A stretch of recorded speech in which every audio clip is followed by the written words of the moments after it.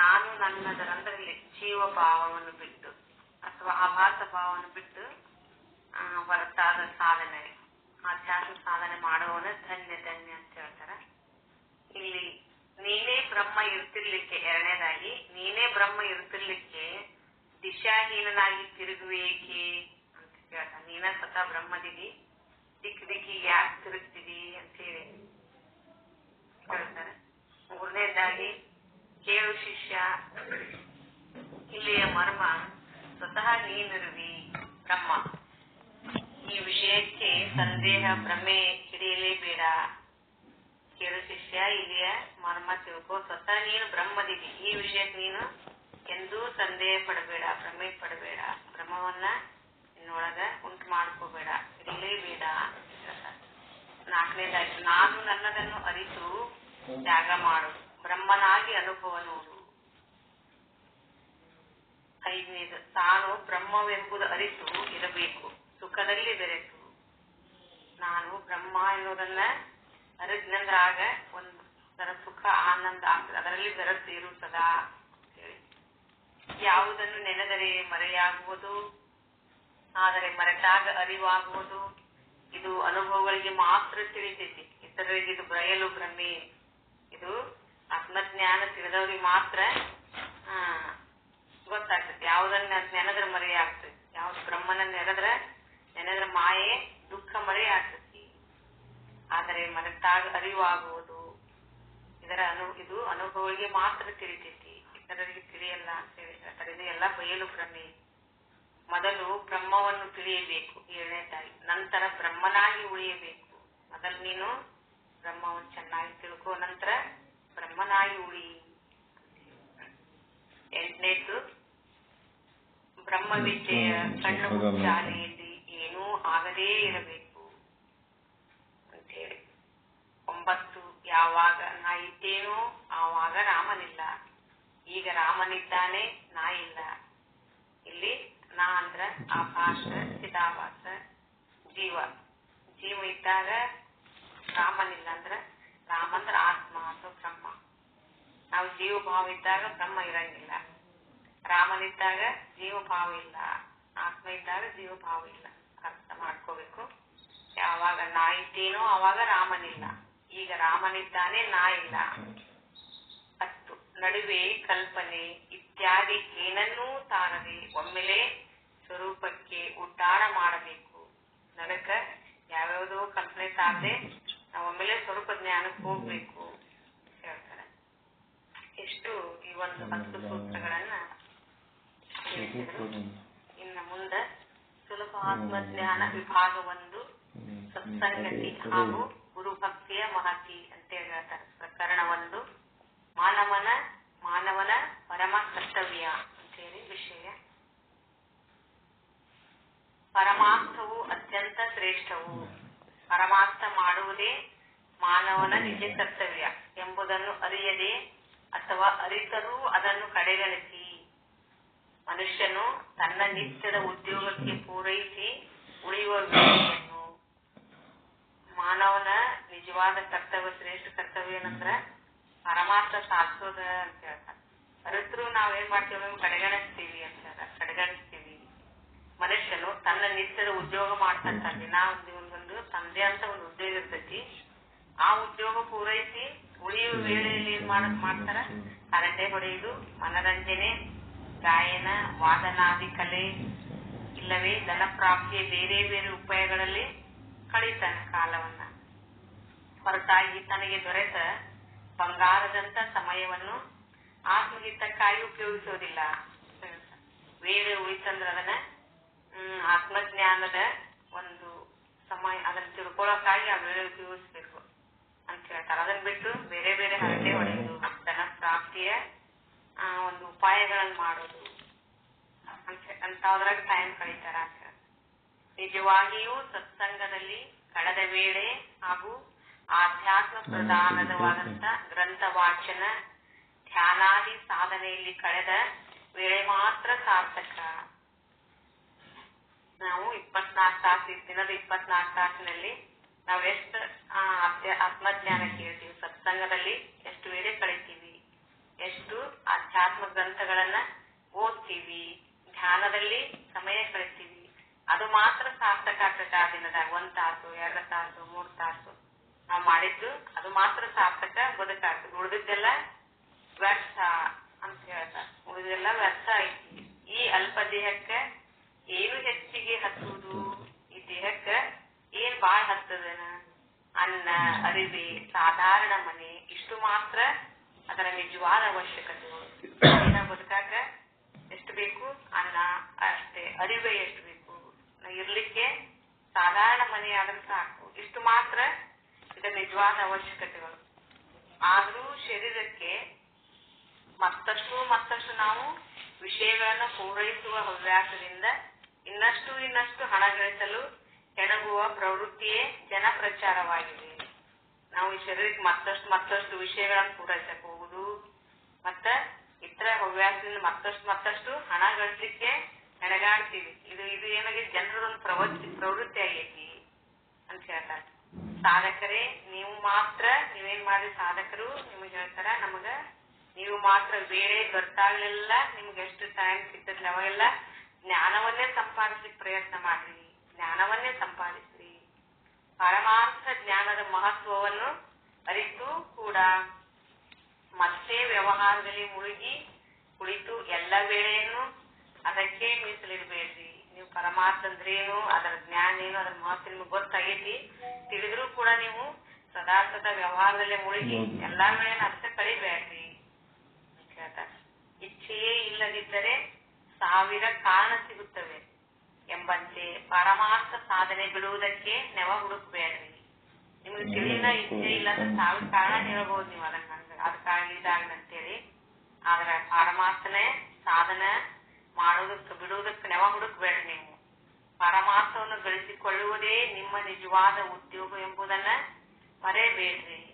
ನೀವು ಮಾನವ ಜನ್ಮಕ್ಕೆ ಬಂದ್ಮೇಲೆ ನಿಮ್ಮ ಪಾರಮಾರ್ಥ ಜ್ಞಾನವನ್ನು ಗಳಿಸ್ಕೊಳ್ಬೇಕು ಅನ್ನೋದೇ ನಿಮ್ ನಿಜವಾದ ಉದ್ಯೋಗ. ಉದ್ಯೋಗೆಲ್ಲ ಗೌಣ ಕ್ಷಣಿಕ ಅಂತ ಹೇಳ್ತಾರೆ. ಇದನ್ನ ನೀವು ಮರಿಬೇಡ್ರಿ ಅಂತ ಹೇಳ್ತಾರೆ. ಮನುಷ್ಯನ ಕಲ್ಯಾಣವು ಪಾರಮಾರ್ಥದಲ್ಲಿಯೇ ಅದೇ. ನಮ್ಮ ಮನುಷ್ಯನ ಕಲ್ಯಾಣ ಅದರಲ್ಲಿ, ಈ ಪಾರಮಾರ್ಥದ ಸಾಧನದಲ್ಲಿ, ಜ್ಞಾನದಲ್ಲಿ ಅಡಗಿದೆ. ಪ್ರಪಂಚವಾದರೂ ಭೂಸಕ್ಕೆ ಲಡ್ಡು. ಈ ಪ್ರಪಂಚ ಹಂಗೈತಂದ್ರ ಭೂಸಕ್ಕೆ ಲಡ್ಡು ಅಂದ್ರೆ ತೌಡಿನ ಉಂಡೆ ಅಂತ ಹೇಳ್ತಾರೆ. ಈ ತೌಡಿನ ಉಂಡೆಯನ್ನು ತಿನ್ನದಿದ್ರ ಅದರ ಉಂಡೆ ಆಕಾರದ ಮೇಲಿಂದ ಉಂಡೆಯನ್ನು ಕಳೆದುಕೊಂಡೆನಲ್ಲ, ಅದು ಎಷ್ಟು ರುಚಿಯಾಗಿತ್ತೋ ಏನೋ ಎಂದು ಪಶ್ಚಾತ್ತಾಪ ಪಡುವನು. ಮತ್ತೆ ಅದನ್ನು ತಿಂದ್ರೆ ಏನು ರುಚಿ ಹತ್ತದೆ? ತೌಡು ಗಂಟಿನಲ್ಲಿ ಗಂಟಲಿನಲ್ಲಿ ಸಿಕ್ಕು ಒದ್ದಾಡುವನು. ಅದು ತಿನ್ಲಿಲ್ಲಲ್ಲ, ನಾನು ಎಷ್ಟು ರುಚಿ ಇತ್ತೋ ಏನೋ ಅಂತ ನೀವ ಚಿಂತೆ ಮಾಡ್ತಿರ್ತಾನಪ್ಪ. ಒಂದು ಲೌಕಿಕ ವಿಷಯ ಅದರ ತಿಂದಾಗ ಏನಾಗ್ತದೆ? ಗಂಟಲಿನಲ್ಲಿ ಸಿಕ್ಕು ಒದ್ದಾಡ್ತಾನ. ಅಂದ್ರ ಅದರಂತೇನೆ ಈ ಶ್ರೀಮಂತಿಕೆ, ಅಧಿಕಾರ, ಈ ಕೀರ್ತಿ ಮೊದಲಾದ ವಿಷಯಗಳು ಹೊಳಪನ್ನ ನೋಡಿ ಅವು ಇಲ್ದಿದ್ದಾಗ ಸಂಕಟ ಪಡ್ತಿರ್ತಾನೆ. ಅವ್ರಿಗೆ ಅದು ಸಿಕ್ತು ನನಗೆ ಸಿಗ್ಲ, ಆಗ ಅವ್ರಿಗೆ ಅಷ್ಟು ಕೀರ್ತಿವಂತ ನನಗಿಲ್ಲ. ಇನ್ನೊಬ್ರು ನೋಡಿ ನಾವು ಸಂಕಟ ಪಡ್ತಿರ್ತೀವಿ. ಅವು ದೊರೆತಾಗ ಅವುಗಳಲ್ಲಿ ದೋಷಗಳನ್ನ ಹುಡುಪಡಿಸುವನು. ದೋಷಗಳಿಂದ ನಮಗ್ ಒಂದೆಡೆ ಸಿಕ್ ಬಂದಾಗ ಅವುಗಳ ದೋಷಗಳಿಂದ ಒದ್ದಾಡ್ತಿರ್ತೀವಿ. ಅದ್ರಾಗ ಎಷ್ಟು ಕಷ್ಟ ಸಮಸ್ಯೆ ಐತೆ ಅನ್ನೋದು ಅದು ನಮಗ್ ದೊರೆತಾಗ ಗೊತ್ತಾಗ್ತೈತಂತ. ಸಾರಾಂಶ ಇಷ್ಟ, ಇಂತಹ ಮೋಸಗಾರ ಪ್ರಪಂಚವನ್ನು ನಂಬಿ ಅದಕ್ಕೆ ತಮ್ಮನ್ನು ಮಾರಿಕೊಳ್ಳದಿರುವುದೇ ಲೇಸು. ಇವು ಲೌಕಿಕ ಅಧಿಕಾರ ಶ್ರೀಮಂತಿಕೆ ಬೆನ್ನ ಹತ್ತಿ ಅವು ಸಿಕ್ಕಾಗ ನಮ್ಗೆ ಎಷ್ಟು ಸಮಸ್ಯೆ ಆಗ್ತೈತೆ ಅನ್ನೋದನ್ನ ಅರಿತು ಅದನ್ನ ಈ ಮೋಸ ಅಂದ್ರ ಸುಖ ತೋರಿಸ್ದಾಗ ಮಾಡ್ಬೇಕು ಅನ್ನೋದ್ರ ಕಷ್ಟನ ಇರ್ತೈತಿ. ಇದನ್ನ ನಂಬಿ ನಾವು ನಮ್ಮನ್ನ ಅದಕ್ಕೆ ಮಾಡ್ಕೊಳ್ಳದಿರುವುದೇ ಲೇಸು. ಸಾಧಕನಿಗೆ ನೀನು ಯಾರಿರುವಿ ಅಂತ ಕೇಳಿದ್ರೆ ಅವನು ನಾನು ಅಧಿಕಾರಿ, ನಾನು ನೌಕರ, ನಾನು ವ್ಯಾಪಾರಿ ಮೊದಲಾದ ಉತ್ತರ ಬರದೆ ನಾನು ಸಾಧಕ ಇದ್ದವ್ರು ಏನ್ ಹೇಳ್ಬೇಕು? ನೀ ಯಾರದಿರಿ ಅಂತ ಕೇಳಿದ್ರೆ ನಾ ಅಧಿಕಾರ ಅದೀನಿಪ್ಪ, ನಾನು ನೌಕರ ಅದೀನಿ, ನಾ ವ್ಯಾಪಾರ ಅದೀನಂತ ಉತ್ತರ ಹೇಳಿ ನಾವೇನ್ ಹೇಳ್ಬೇಕು? ನಾನು ಸಾಧಕನೆಂದು ಅವನೊಳಗಿಂದ ಉತ್ತರ ಬರ್ಬೇಕು. ನಾನು ಇಂಥದೊಂದು ಸಾಧನೆ ಮಾಡ್ಲಿಕ್ಕೆ ಹತ್ತೀನಿ ಅಂತ ಹೇಳ್ಬೇಕಂತ ಹೇಳ್ತಾರೆ. ಪ್ರಪಂಚ ಮಾಡಲಿಕ್ಕೆ ನಾವು ಬೇಡವೆನ್ನುವುದಿಲ್ಲ, ಆದರೆ ಸರಿಯಾಗಿ ಸಾಧನೆ ಮಾಡಿದ ಮೇಲೆ ಉಳಿಯುವ ವೇಳೆಯಲ್ಲಿ ವ್ಯವಹಾರ ಮಾಡ್ರಿ. ನಾವು ನಿಮಗ ಪ್ರಪಂಚ ಸಂಸಾರ ಮಾಡಕ್ ಬೇಡನ್ನಲ್ಲ, ನೀವು ಮೊದಲು ಸರಿಯಾಗಿ ಸಾಧನೆ ಮಾಡ್ಕೊಳ್ರಿ ಮಾರ್ಗ. ಆ ಉಳಿದ ವೇಳೆಯಲ್ಲಿ ಏನ್ ಮಾಡ್ರಿ, ನಿಮ್ಮ ವ್ಯವಹಾರವನ್ನು ಮಾಡ್ಕೊಡ್ರಿ. ಹೆಚ್ಚಿನ ಮಹತ್ವನ ಪಾರಮಾರ್ಥಕ್ಕೆ ಕೊಡ್ರಿ. ಮಾಡುವುದು ಪ್ರಪಂಚ ಪಾರಮಾರ್ಥವೆರಡೂ ಆಗಿದ್ದರೂ ಸಹ ಅದರಲ್ಲಿ ಯಾವುದಕ್ಕೆ ಮಹತ್ವ ಕೊಟ್ಟು ಮಾಡುವುದೆಂಬುದೇ ಮುಖ್ಯ ಸಂಗತಿಯಾಗಿದೆ. ನಾವು ಪ್ರಪಂಚನೂ ಮಾಡ್ತೀವಿ, ಪರಮಾರ್ಥನು ಎರಡೂ ಮಾಡ್ತೀವಿ.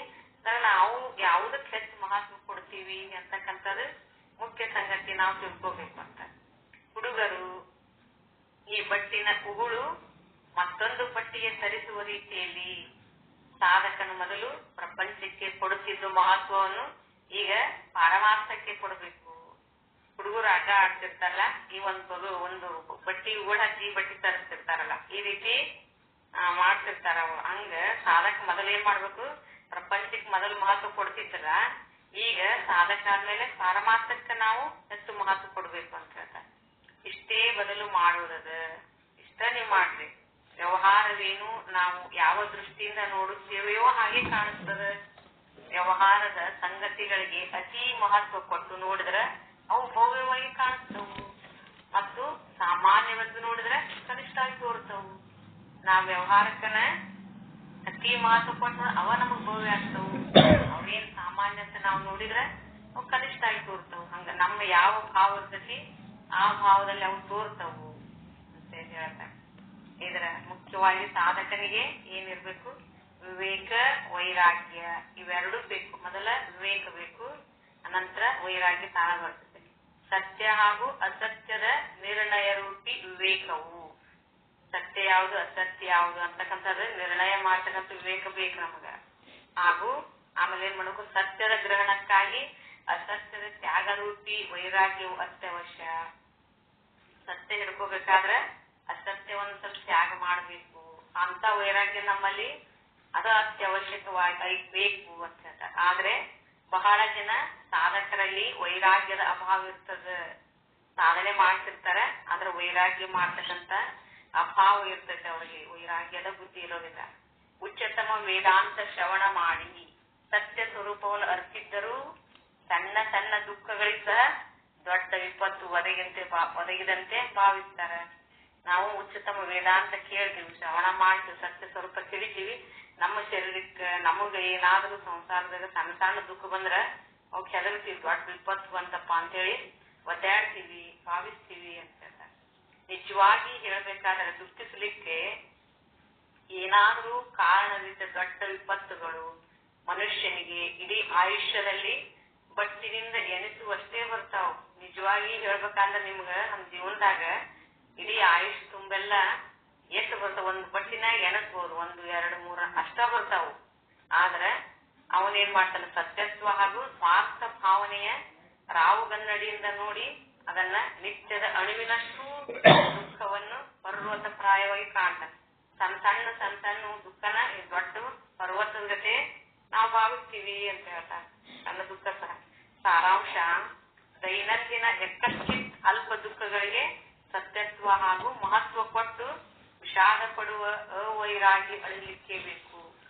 ಈ ದೈನಂದಿನ ಎಕ್ಕಶ್ಚಿತ ಸಣ್ಣ ದುಃಖಗಳಿಗೆ ನಾವು ಬಿಟ್ಟು ಸತ್ಯತ್ವಕ್ಕೆ ಮಹತ್ವ ಕೊಡಬೇಕು. ಮತ್ತ ಈ ವಿಷಾದ ಪಡ್ತಕ್ಕಂಥ ಅವೈರಾಗ್ಯ, ನಾವು ವೈರಾಗ್ಯ ಇಲ್ಲದ ಈ ಜೀವನವನ್ನು ಕಡಿಮೆ ಮಾಡ್ಬೇಕು. ಅಳಿಲಿಕ್ಕೆ ಬೇಕಂದ್ರೆ ಕಳ್ಕೋಬೇಕು. ವೈರಾಗ್ಯವನ್ನು ನಮ್ಮೊಳಗೆ ಸ್ವಲ್ಪ ತುಂಬಿಕೊಳ್ಬೇಕು, ಉಂಟು ಮಾಡ್ಕೋಬೇಕು ಅಂತ ಹೇಳ್ತಾರೆ.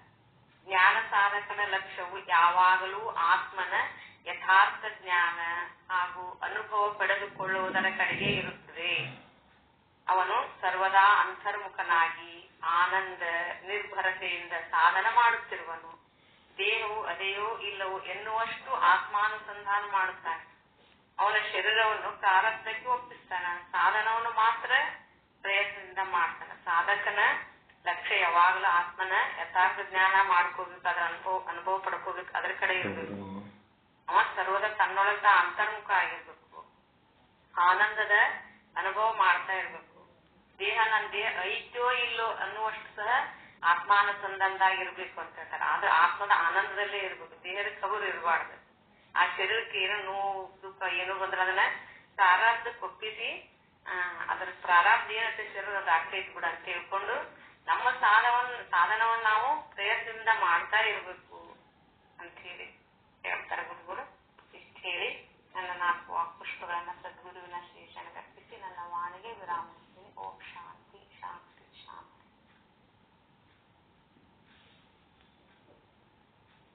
ತುಂಬಾ ಧನ್ಯವಾದಗಳು ಯುದ್ಧ ಬ್ರಹ್ಮನಿಷ್ಠ ಮಾತ್ಯಾದ ಗೌರವಂತರು ಗಣಪತರಾವ್ ಮಹಾರಾಜರು, ಕಣ್ಣೂರಿನ ಗಣಪತರಾವ್ ಮಹಾರಾಜರು ರಚಿಸಿದಂತಹ ಸುಲಭ ಆತ್ಮಜ್ಞಾನದ ಕುರಿತು ವೈರಾಗ್ಯದ ಕುರಿತು ನಮಗೆ ಇವತ್ತಿನ ದಿವಸ ಉಪದೇಶ ಮಾಡಿದ್ರು. ವೈರಾಗ್ಯಯುತ ಜೀವನ ಮಾಡಬೇಕು, ವಿವೇಕದಿಂದ ನಾವು ಜೀವನ ಮಾಡಬೇಕು, ಜಗತ್ತು ಮೋಸಗೊಳ್ಳುತ್ತದ ಅನ್ನೋ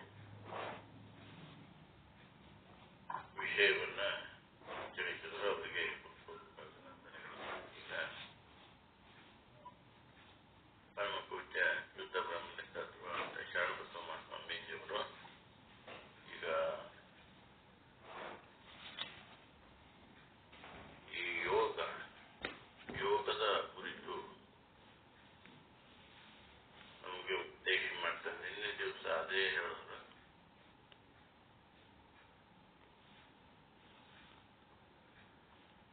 ಅದೇ ಹೇಳ್ತಾರೆ.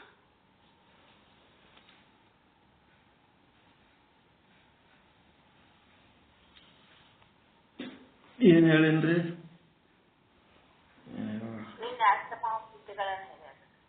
ಏನ್ರಿ? ಅಷ್ಟಮಾಸಿದ್ದೆ ವಿಚಾರ ಸಾಗರ ಅಂತ ಹೇಳ್ಬಿಡ್ರಿ. ನಿಮ್ಗ ಏನು ನೆನಪು ಮಾಡ್ಕೊಂಡು ಹೇಳಕ್ ಕಷ್ಟಪಡ್ಬೇಡ್ರಿ. ನನಗೆ ಗೊತ್ತಾಗ, ನನಗೆ ತಿಳಿಯಲಾಗ್ಯದ, ನಿಮ್ಗೆ ಅಂತ ತಿಳಿತೀವಿ. 5ನೇ ತರಂಗ ಇರೋದೇ ಹಂಗೆ ಅದು, ಕೆಲ್ಸಕ್ಕೆ ಬರ್ಲಾರ್ದು ಸುಮ್ ಹಂಗೆ ಹೇಳ್ಕೊತ ಹೋಗೋದು. ವಿಚಾರ ಸಾಗರ 5ನೇ ತರಂಗವನ್ನು ಕುರಿತು ಏನೋ ಹೇಳಕತ್ತಾರ, ಏನೋ ಕೇಳಮ್ಮಂತೇಳಿ ಅಲ್ಲಿ ಬರ್ದಾರೆ ಹೇಳ್ಕೊತ ಹೋಗೋದಾಟ.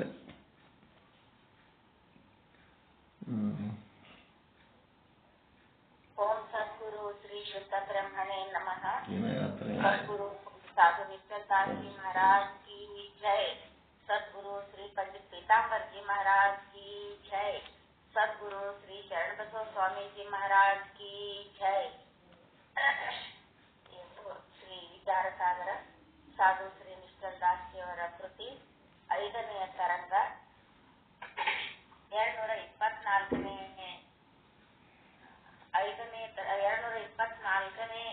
ಒಂದು ವಿಷಯಾಂಕದಲ್ಲಿ ಬರುವ ಯುವತಿಯ ಸಂಘಟದ ವಿವೇಕಾನಂದ.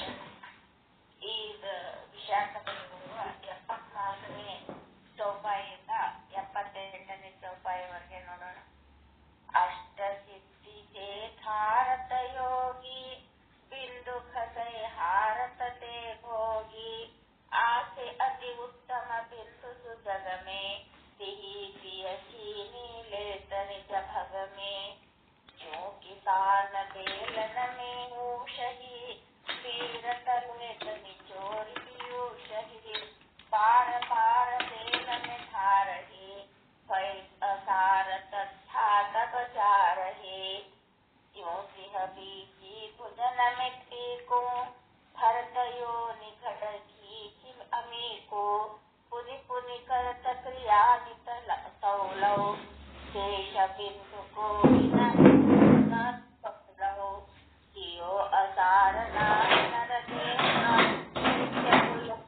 भूल चूकोहा भव अकाम सब ताहि चरावै सूख पै न मुरार लगावै पै स्वरूप जो रथन भारी तान परमी नारी बलिहारी करी स्वरूप धन फल को अंता कहत ताहि तू काको ಕಂತ. ಈ ಒಂದು ಶ್ಲೋಕಗಳ ಲಕ್ಷ್ಯಾರ್ಥ ಹಾಗೂ ವಾಚ್ಯಾರ್ಥಗಳನ್ನ ನಮಗೆಲ್ಲ ಸವಿವರವಾಗಿ ತಿಳಿಸಿಕೊಡ್ಬೇಕಂತ ಹೇಳಿ ಸದ್ಗುರುಗಳಲ್ಲಿ ಪ್ರಾರ್ಥಿಸ್ತೇನೆ.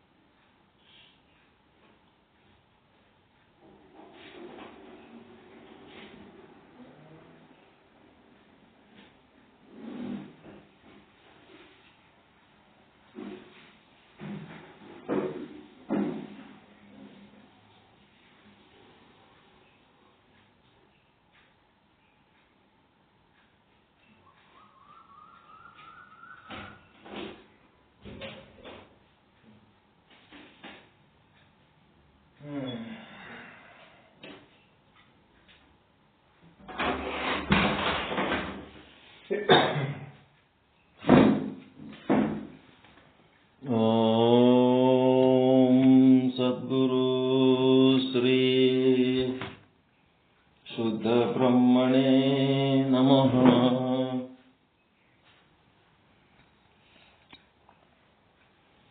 ಸಮಸ್ತ ಶುದ್ಧ ಬ್ರಹ್ಮ ಸ್ವರೂಪರಲ್ಲಿ ಅನಂತ ಅನಂತ ಪ್ರಣಾಮಗಳು.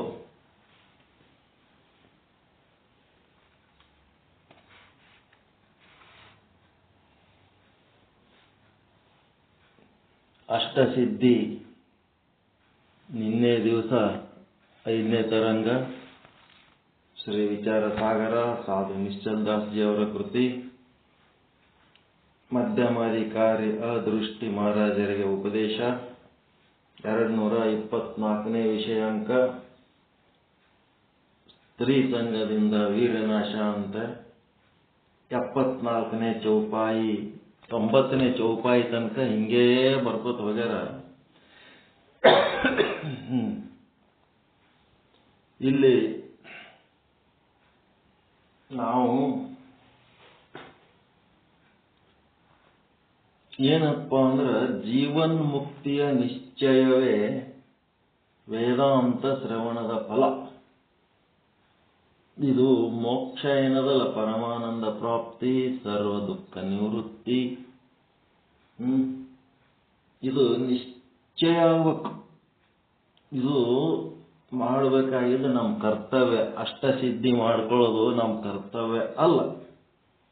ಎಷ್ಟೊಂದು ಸಿದ್ಧಿಗಳು ಮಾಡಿದರೂ ಸಹಿತ ಲೌಕಿಕ ಭೋಗಗಳೇ ಭಾಗ್ಯಗಳು ಅಂಥೇಳಿ ಅವುಗಳ ಸಂಗ್ರಹದಲ್ಲೇ ತೊಡಗಿರ್ತೀವಿ ನಾವು. ಅದಕ್ಕೆ ಇಲ್ಲಿ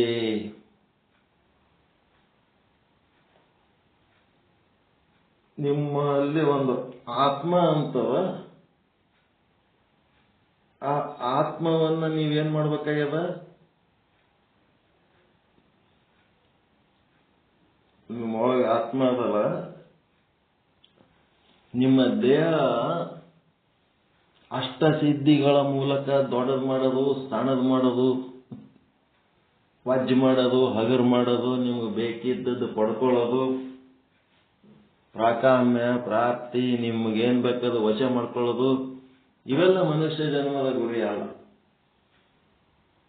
ಏನೆಲ್ಲ ಮಾಡಿದ್ರೂ ಸಹಿತ ಮತ್ತೆ ಲೌಕಿಕ ಭೋಗದೊಳಗ ಮುಳುಗಿ ತನ್ನ ಸ್ವರೂಪದ ಅರಿವು ಮಾಡ್ಕೊಳ್ಳಾರ್ದೆ ಹೋಗ್ಬಿಡ್ತಾರಲ್ಲ ಇಂತಹ ಸಿದ್ಧಿ ಪುರುಷರು. ಅದಕ್ಕ ಆ ದಾರಿ ಏನದಲ್ಲ, ಮರಿವಿನ ದಾರಿ, ಅದು ಅಜ್ಞಾನದ ದಾರಿ. ಅಷ್ಟಸಿದ್ಧಿಗಳಿರ್ಬೋದು, ತ್ರಿಕಾಲ ಜ್ಞಾನಿಗಳಿರ್ಬೋದು, ಮತ್ತೇನಿರದ ಪವಾಡ ಪುರುಷರಿರ್ಬೋದು, ಯಾವ ಅರಿವಿನ ದಾರಿ ಅಲ್ಲ. ನಿಜವಾದ ಅರಿವಿನ ದಾರಿ ಏನದ?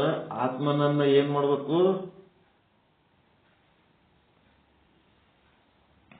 ನಿಮ್ಮ ಆತ್ಮ, ನಿಮ್ಮ ಜೀವ ನಿಮ್ಮೊಳಗದಲ್ಲ, ಅದನ್ನ ಏನ್ ಮಾಡ್ಬೇಕಾಗ್ಯದ ನೀವೀಗ?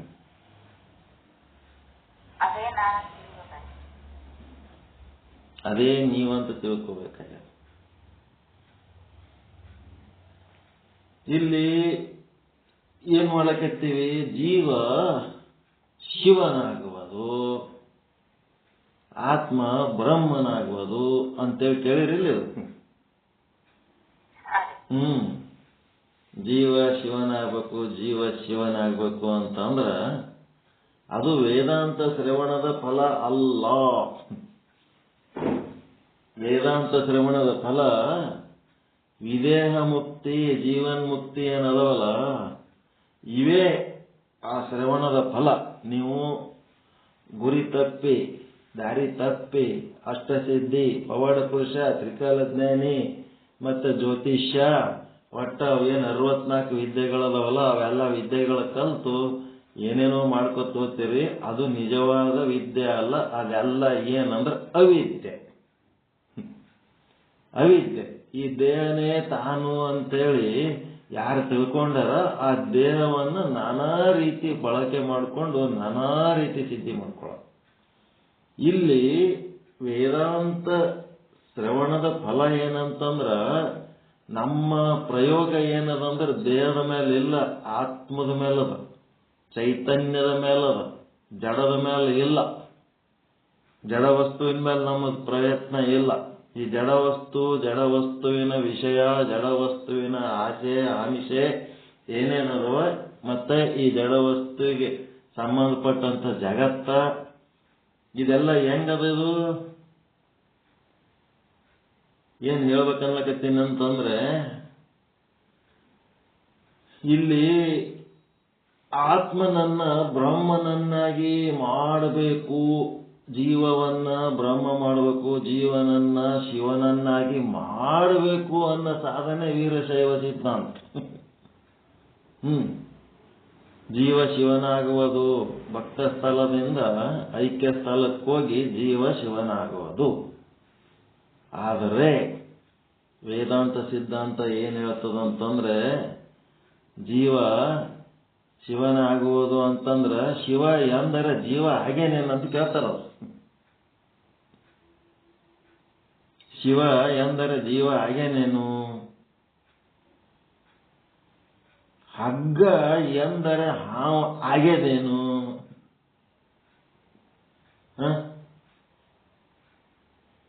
ಹಗ್ಗ ಎಂದರೆ ಹಾವು ಆಗ್ಯದೇನ್ರಿ? ಇಲ್ಲ, ಎಂದೂ ಆಗಿಲ್ಲ. ಶಿವ ಜೀವ ಆಗೇ ಇಲ್ಲ. ಹಗ್ಗಕ್ಕ ನಾ ಹಗ್ಗ ಮಾಡ್ತೀನಿ ಅಂದಂಗ ಆಗ್ತದ. ಅಲ್ಲಿ ಹಾವು ಆಗೇ ಇಲ್ಲ, ಅದಕ್ಕೆ ಏನು ಹಗ್ಗ ಮಾಡ್ತೀರಿ ನೀವು? ಹಗ್ಗನೇ ಅದ ಅಲ್ಲಿ.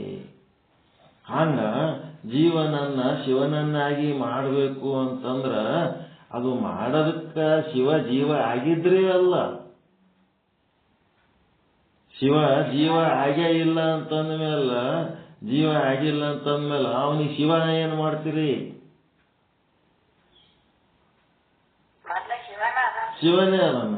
ಈಗ ನನಗೆ ಜೈಲ್ನಾಗ ಬಿದ್ದವನಿಗೆ ಬಿಡಿಸ್ಕೊಂಡು ಬರ್ತೀರಿ ಅಂತ ತಿಳ್ಕೊಳ್ರಿ. ನಾ ಜೈಲ್ನಾಗ ಬಿದ್ದೀನಿ ಅಂತ ಅನ್ಕೊಂಡಿರಿ ಅಂತ ತಿಳ್ಕೊಳ್ರಿ. ಜೈಲ್ನಾಗ ಬಿದ್ದವನಿಗೆ ಬಿಡಿಸ್ಕೊಂಡು ಬರ್ತೀರಿ ಹೊರತು ಜೈಲ್ನಾಗೆ ಬಿದ್ದಿಲ್ಲ ಅವನು. ಅವನಿಗೆ ಹೆಂಗ್ ಬಿಡುಗಡೆ ಮಾಡ್ತೀರಿ ನೀವು? ಹೌದಲ್ರಿ? ಜೈಲ್ನಾಗ ಬಿದ್ದವನಿಗೆ ಬಿಡುಗಡೆ ಮಾಡೋದಿರ್ತದೆ, ಜೈಲ್ನಾಗ ಬೀಳಾರ್ದವನಿಗೆ ಏನ್ ಬಿಡುಗಡೆ ಮಾಡ್ತೀರಿ ನೀವು? ಇದು ಯಾವಾಗಲೂ ಬಹಳ ಎಚ್ಚರಿಕೆಯಿಂದ ಇರ್ಬೇಕು ನೀವು. ಅದು ಬಂದದ ಯಾವುದು ಇದ್ಯಾವುದು ಎಂಥದ್ದು ದೊಡ್ಡದು ಬುಕ್ಕೆ ಬಂದದಲ್ಲ ನಮ್ಮಲ್ಲಿ ಭಾಗವತ, ಅದು ದ್ವೈತಿಗಳ ವಿಶ್ಲೇಷಣೆ ಅದ. ದ್ವೈತಿಗಳ ವಿಶ್ಲೇಷಣೆಯಲ್ಲಿ ಜೀವ ಬ್ರಹ್ಮ ಬೇರೆ ಬೇರೆ ಅಂತ ಬರ್ಕೊತ ಹೋಗ್ಬಿಡ್ತಾರ. ಅದು ಸರಳದ, ಅದು ಹೇಳೋದಕ್ಕ. ಆದ್ರ ಆ ಜಿಲ್ಲಿ ಶಂಕರಾಚಾರ್ಯರ ಉದ್ಘೋಷ ಏನದಂದ್ರ, ಜೀವೋ ಬ್ರಹ್ಮೈವ ನಾಪರಹ, ಜೀವನೇ ಬ್ರಹ್ಮ ಅದನ, ಜೀವನೇ ಶಿವ ಅದನ, ಬೇರೆ ಅಲ್ಲವೇ ಅಲ್ಲ. ನೀನೇನು ಮಾಡದದ, ಜೀವನನ್ನು ಮಾಡೋದು ಇಲ್ಲೇ ಇಲ್ಲ ಅಲ್ಲಿ ಕೆಲಸ. ಜೀವೋ ಶಿವ ಇವನಾಪರಹ, ಜೀವ ಶಿವನಾಗದು, ಅಂಗ ಲಿಂಗ ಆಗದು, ಲಿಂಗನೇ ಅದ ಅಲ್ಲಿ, ಅಂಗ ಇಲ್ಲೇ ಎಲ್ಲ. ಅದನ್ನ ಹೇಳ್ತಾರವ್ರು ಅದ್ವೈತ ಸಿದ್ಧಾಂತದೊಳಗ. ಆತ್ಮವನ್ನು ಬ್ರಹ್ಮವನ್ನಾಗಿ ಮಾಡುವುದು ವೇದಾಂತ ಶ್ರವಣದ ಫಲ ಅಲ್ಲ. ಸ್ವಚ್ಛ ತಿಳ್ಕೊಂಡ್ಬಿಟ್ರಿ, ಮಾಡೋದು ಅಲ್ಲೇ ಅಲ್ಲ. ಆತ್ಮನು ಮೊದಲೇ ಬ್ರಹ್ಮ ಸ್ವರೂಪ ಇದ್ದಾನೆ. ಬ್ರಹ್ಮನಿಗೆ ಬ್ರಹ್ಮ ಸ್ವರೂಪ ಮಾಡುವುದು ಅಸಂಭವ. ಆ ಬ್ರಹ್ಮವೇ ತಾನೇ ಇದ್ದಾನೆ. ಏನ್ ಹಿಂಗೆ ಹೇಳಿದ್ರ ಸಮಸ್ಯೆ ಇಲ್ಲೇನ್ರಿ? ಸಮಸ್ಯೆ ಆದಲ್ಲ. ಏನ್ ಸಮಸ್ಯೆ ಆದ? ನಮ್ಮ ಅಂತಃಕರಣದಲ್ಲಿ ನಮ್ಮ ಜೀವ ಅಂತೇನ್ ಭಾವ ಅದಲ್ಲ, ಅದ್ರೊಳಗೆ ಬಂಧಗಳದವ, ಜನನ ಮರಣಗಳದವ, ದೃಶ್ಯ ದೃಕ್ಕಗಳದವ, ಮತ್ತೆ ಸಾಕ್ಷಿಗಳದವ. ನೀವು ಅದಿರನ್ನೋದಕ್ಕೆ ಸಾಕ್ಷಿ ಆದ ಇಲ್ಲ? ಕಣ್ಣು ಕಳಿಸ್ತೀರಿ, ಮಾತಾಡ್ತೀರಿ, ಎದ್ದು ಓಡಾಡ್ತೀರಿ, ಕೆಲಸ ಮಾಡ್ತೀರಿ, ಊಟ ಮಾಡ್ತೀರಿ, ಡೈಜೆಷನ್ ಮಾಡ್ಕೋತೀರಿ, ಶಕ್ತಿ ಬರ್ತದ, ದುಡಿತೀರಿ, ನೀವು ಇದ್ದುದಕ್ಕಿದೆ ಸಾಕ್ಷಿ. ಮತ್ತೆ ನೀವು ಜಗತ್ತಿನಾಗ ಏನೆಲ್ಲ ನೀವು ಸಾಕ್ಷಿ ಅದಿರಿ, ನೀವು ಸಾಕ್ಷಿ ಆಗಿರಿ, ಇದು ನೀವು ಸಾಕ್ಷ್ಯ ಆಗಿರಿ, ಅದರೊಳಗೆ ಒಂದು ಸಾಕ್ಷಿ ಅದ, ನೋಡ್ಲಕತ್ತದ ನೀವೇನೇನು ಮಾಡ್ಲಕತ್ತೀರ ಅಂತ. ನಿಮ್ಮ ಒಳಗಿನ ಸಾಕ್ಷಿ ಕೆಲಸ ಏನು? ನೀವೇನು ಮಾತಾಡ್ತೀರಿ, ನೀವೇನು ಕೆಲಸ ಮಾಡ್ತೀರಿ, ನೀವೇನು ಆಲೋಚನೆ ಮಾಡ್ತೀರಿ, ಅದೆಲ್ಲ ಒಳಗೆ ಕೂತು ನೋಡೋದೆ, ನಿಮ್ಮನ್ನೇ ನೋಡೋದು, ಅದು ಸಾಕ್ಷಿ ಕೆಲಸ. ನಿಮ್ಮ ಪಿಂಡಾಂಡದಲ್ಲಿ ಏನು ವ್ಯವಹಾರಗಳು ನಡೆದವ ಅದನ್ನು ನೋಡೋದು ಸಾಕ್ಷಿ ಕೆಲಸ. ಹೆಂಗ್ ನೋಡ್ತದೋ ಸೋಂಪುತ್ ನೋಡ್ತದ. ಮತ್ತೆ ನಿಮ್ಮ ಪಿಂಡಾಂಡದಾಗ ಅಟ್ಟೆ ವ್ಯವಹಾರ ನಡೆದವ, ಬ್ರಹ್ಮಾಂಡದಾಗ ನಡೆದಿಲ್ಲ ಏನು ವ್ಯವಹಾರ?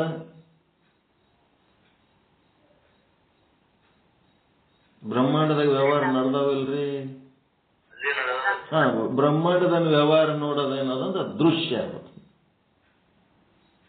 ದೃಶ್ಯ ಹೆಂಗ್ ನೋಡ್ತೀರಿ? ದೃಕ್ಕಾಗಿ ನೋಡ್ತೀರಿ. ಬ್ರಹ್ಮಾಂಡದ ವ್ಯವಹಾರಗಳನ್ನೆಲ್ಲ ದೃಕ್ಕಾಗಿ, ದೃಶ್ಯ, ಬ್ರಹ್ಮಾಂಡದ ವ್ಯವಹಾರದ ದೃಶ್ಯಗಳನ್ನೆಲ್ಲ ನೀವು ನೋಡ್ತಿರಲ್ಲ, ಆವಾಗ ನೀವೇನಾಗಿರ್ತೀರಿ? ದೃಕ್ಕಾಗಿರ್ತೀರಿ. ದೃಕ್ ನೋಡವ ಬ್ರಹ್ಮಾಂಡದ ವ್ಯವಹಾರ. ಮತ್ತು ಪಿಂಡಾಂಡದೊಳಗಿನ ವ್ಯವಹಾರಗಳೆಲ್ಲ ಏನ್ ನೋಡ್ತೀರಿ? ಅವಾಗ ಏನಂತಾರ? ಅದಕ್ಕ ಸಾಕ್ಷ್ಯ ಅಂತಾರೆ. ನೀವು ನೋಡೋರು ಸಾಕ್ಷಿ. ಸಾಕ್ಷಿ ಮತ್ತು ದೃಕ್. ದೃಕ್ ಏನ್ ನೋಡ್ತದ? ಬ್ರಹ್ಮಾಂಡದ ದೃಶ್ಯಗಳನ್ನು ನೋಡ್ತದ. ಸಾಕ್ಷಿ ಏನು ನೋಡ್ತದ? ಪಿಂಡಾಂಡದ ವ್ಯವಹಾರಗಳನ್ನು ನೋಡ್ತದ. ಇಷ್ಟು ನೀವು ತಿಳ್ಕೋಬೇಕು. ಈಗ ಏನದ? ನಿಮ್ಮ ಪಿಂಡಾಂಡ ಇರ್ಬೋದು, ಬ್ರಹ್ಮಾಂಡ ಇರ್ಬೋದು. ಇದು ಹೆಂಗದಪ್ಪ ಅಂತಂದ್ರೆ, ಜ್ಞಾನಿ ಕಣ್ಣಿಗೆ ಅದು ಬ್ರಹ್ಮನೇ ಅದ, ಅಜ್ಞಾನಿ ಕಣ್ಣಿಗೆ ಬ್ರಹ್ಮಾಂಡ ಪಿಂಡಾಂಡ. ಬ್ರಹ್ಮ ತನ್ನ ವಿನೋದಕ್ಕಾಗಿ ನಾನಾ ನಾಮ ರೂಪಗಳು ಆಕಾರಗಳ ತಾಳೆನ ಅದನ್ನ ನೋಡ್ಲಕ್ ಬರುವುದಿಲ್ಲ ನಮಗ. ಅದನ್ನ ಬ್ರಹ್ಮನನ್ನು ಬ್ರಹ್ಮನಾಗಿ ನೋಡ್ಲಕ್ ಬರ್ಲಾರ್ದಕ್ಕೆ ಏನಾಗ್ಯದ? ಅದು ನಾಮರೂಪಗಳನ್ನ ನೋಡಿ ಆ ಬ್ರಹ್ಮನನ್ನು ಮರೆತು ಬರೀ ನಾಮರೂಪಗಳೇ ನಾವು ಮುಖ್ಯ ಮಾಡ್ಕೊಂಡು ಕೂತು ಬಿಟ್ಟಿವಿ. ಬಂಗಾರ ನೋಡೋದು ಬಿಟ್ಟು ನೆಕ್ಲೆಸ್, ಉಂಗ್ರ, ಚೈನ ಹಂಗೆಲ್ಲ ನೋಡ್ಕೊತ ಹೋಗಿ ಆಭರಣದ ನಾಮರೂಪ ನೋಡ್ಲಕತ್ತೀವಿ ಹೊರತು ಬಂಗಾರ ಮರ್ತು ಬಿಟ್ಟಿವಿ ನಾವು. ಬಂಗಾರ ನೋಡಿದ್ರೆ ಆ ಆಭರಣಗಳಲ್ಲಿ ಇಲ್ಲೇ ಇಲ್ಲ, ನಾಮರೂಪಗಳು ಏನು ಇಲ್ಲೇ ಇಲ್ಲ. ಬಂಗಾರ ನೋಡಿದ್ರೆ ಹೊಳ್ಳಿ ಮಾರ್ಲಕ್ಕಾದ್ರ ಹೆಂಗದ? ಹೊಳ್ಳಿ ಮಾರ್ಲಕ್ಕಾದ್ರ ಅವ ಏನು ನಿಮ್ಮ ಆಭರಣಗಳು ನೋಡ್ತಾನ? ಏನು ಬಂಗಾರ ನೋಡ್ತಾನ? ಅವ ತೂಕಕ್ಕೆ ಹಾಕ್ತಾನ ನಿಮ್ದೆಲ್ಲ ಬಂಗಾರ ನೋಡ್ತಾನ. ಅವ ಎಷ್ಟು ತಕ್ಕ ತೂಕದ, ನಿಮ್ ಡಿಸೈನ್ ಏನೇನು ನೋಡಲ್ಲ ಅವ. ಮಾರೋ ಟೈಮ್ನೊಳಗೆ ನಿಮಗೆ ಅಟ್ರಾಕ್ಷನ್ ಮಾಡ್ತಾನೆ. ಡಿಸೈನ್ ಮಾಡಿ ಮಾಡಿ ಅದು ನೋಡ್ರಿ ಇದು ನೋಡ್ರಿ, ಅದ್ರ ಮೇಕಿಂಗ್ ಚಾರ್ಜ್ ಇಷ್ಟದ, ವೇಸ್ಟೇಜ್ ಅಷ್ಟದ ಅಂತ ಹೇಳಕ್ಕೆ ನಾನಾ ರೀತಿ ಬದಮಾಸಿಗಿರಿ ಲೆಕ್ಕ ಹಚ್ಚಿ ಜೇಬ್ನ ರೊಕ್ಕ ಎಲ್ಲ ಇಸ್ಕೊಂಡು ಕಳಿಸ್ತಾನೆ. ಅವ ಕೊಟ್ಟದ್ದು ಬಂಗಾರ. ನಾವು ಬಂಗಾರ ನೋಡಂಗಿಲ್ಲ, ನಾವು ಡಿಸೈನ್ ನೋಡ್ತೀವಿ, ಮೂರ್ಖತನ ಮಾಡ್ತೀವಿ ಅಷ್ಟೇ, ಹಾಳಾಗ್ತೀವಿ ಅಲ್ಲಿ. ಅದಕ್ಕೆ ಇಲ್ಲಿ ಏನದ ಸಮಸ್ಯೆ ಏನದ ಅಂದ್ರೆ, ಇವೆಲ್ಲ ಡಿಸೈನ್ ಅದಾವಲ್ರಿ, ಇಷ್ಟೊಂದು ನಾಮರೂಪಗಳದವ ಜಗತ್ತಿನ ತುಂಬ, ನಮ್ಮ ಶರೀರದಾಗ ಇಷ್ಟೊಂದು ಅವಯವಗಳದವ, ಇಷ್ಟೆಲ್ಲ ಇದ್ದ ಹೊತ್ನಾಗ ಏನು ಇಲ್ಲ ಅಂತಂದ್ರೆ ಹೆಂಗ್ರಿ ಅಂತ. ಇಲ್ಲಿಯ ತನಕ ಅಂತಃಕರಣದಲ್ಲಿ ತೋರತಕ್ಕಂಥ ಅದು ಹೆಂಗದ ಅಂತಂದ್ರೆ, ಅಂತಃಕರಣದಲ್ಲಿ ತೋರತಕ್ಕಂಥ ಬಂಧಗಳು ಬ್ರಹ್ಮನಲ್ಲಿ ತೋರುವುದಿಲ್ಲ. ಬ್ರಹ್ಮನಲ್ಲಿ ಅಂತವ್ ಅವು ಇಲ್ಲ ಅಂತೀರಿ. ನಮ್ಮ ಅಂತಃಕರಣದೊಳಗ ಕೂಟಸ್ಥ ಆದ, ಸಾಕ್ಷಿ ಆದ, ಸಾಕ್ಷ್ಯಗಳನ್ನ ನೋಡ್ತಾ ಅದ, ದೃಶ್ಯಗಳನ್ನ ನೋಡ್ತಾ ಅದ, ದುಃಖ ಆದ, ಇಷ್ಟೆಲ್ಲ ಒಳಗಿಟ್ಕೊಂಡು ಬ್ರಹ್ಮನಲ್ಲಿ ಏನು ಇಲ್ಲ ಅಂತ ಅಲ್ಲಿದ ಇಲ್ಲಿ ಇವೆಲ್ಲ ಅದವಲ್ಲ ಇವು ಅಂತ ಕೇಳಿದಾಗ, ಅದಕ್ಕೆ ಬ್ರಹ್ಮಾಂಡ ಪ್ಲಸ್ ಪಿಂಡಾಂಡ ಕೂಡಿದ್ದಕ್ಕೆ ಜಗತ್ತಂತಾರ. ಈ ಜಗತ್ತು ಹೆಂಗದಪ್ಪ ಅಂತಂದ್ರೆ ಗಗನ ಕುಸುಮದಂತೆ. ಆಕಾಶದೊಳಗೆ ಒಂದು ಹೂವ ಕಾಣ್ಲಿಕ್ಕತ್ತದ ನಿಮಗೆ. ಆಕಾಶದೊಳಗೆ ಹೂವ ಕಾಣ್ಲಿಕ್ಕತ್ತದ, ಒಂದು ಹೂವಿನ ಆಕಾರ, ಏನೋ ಒಂದು ಆಕಾರಗಳು ಬರ್ತಿರ್ತಾವ ನೋಡ್ರಿ ಆಕಾಶದೊಳಗೆ.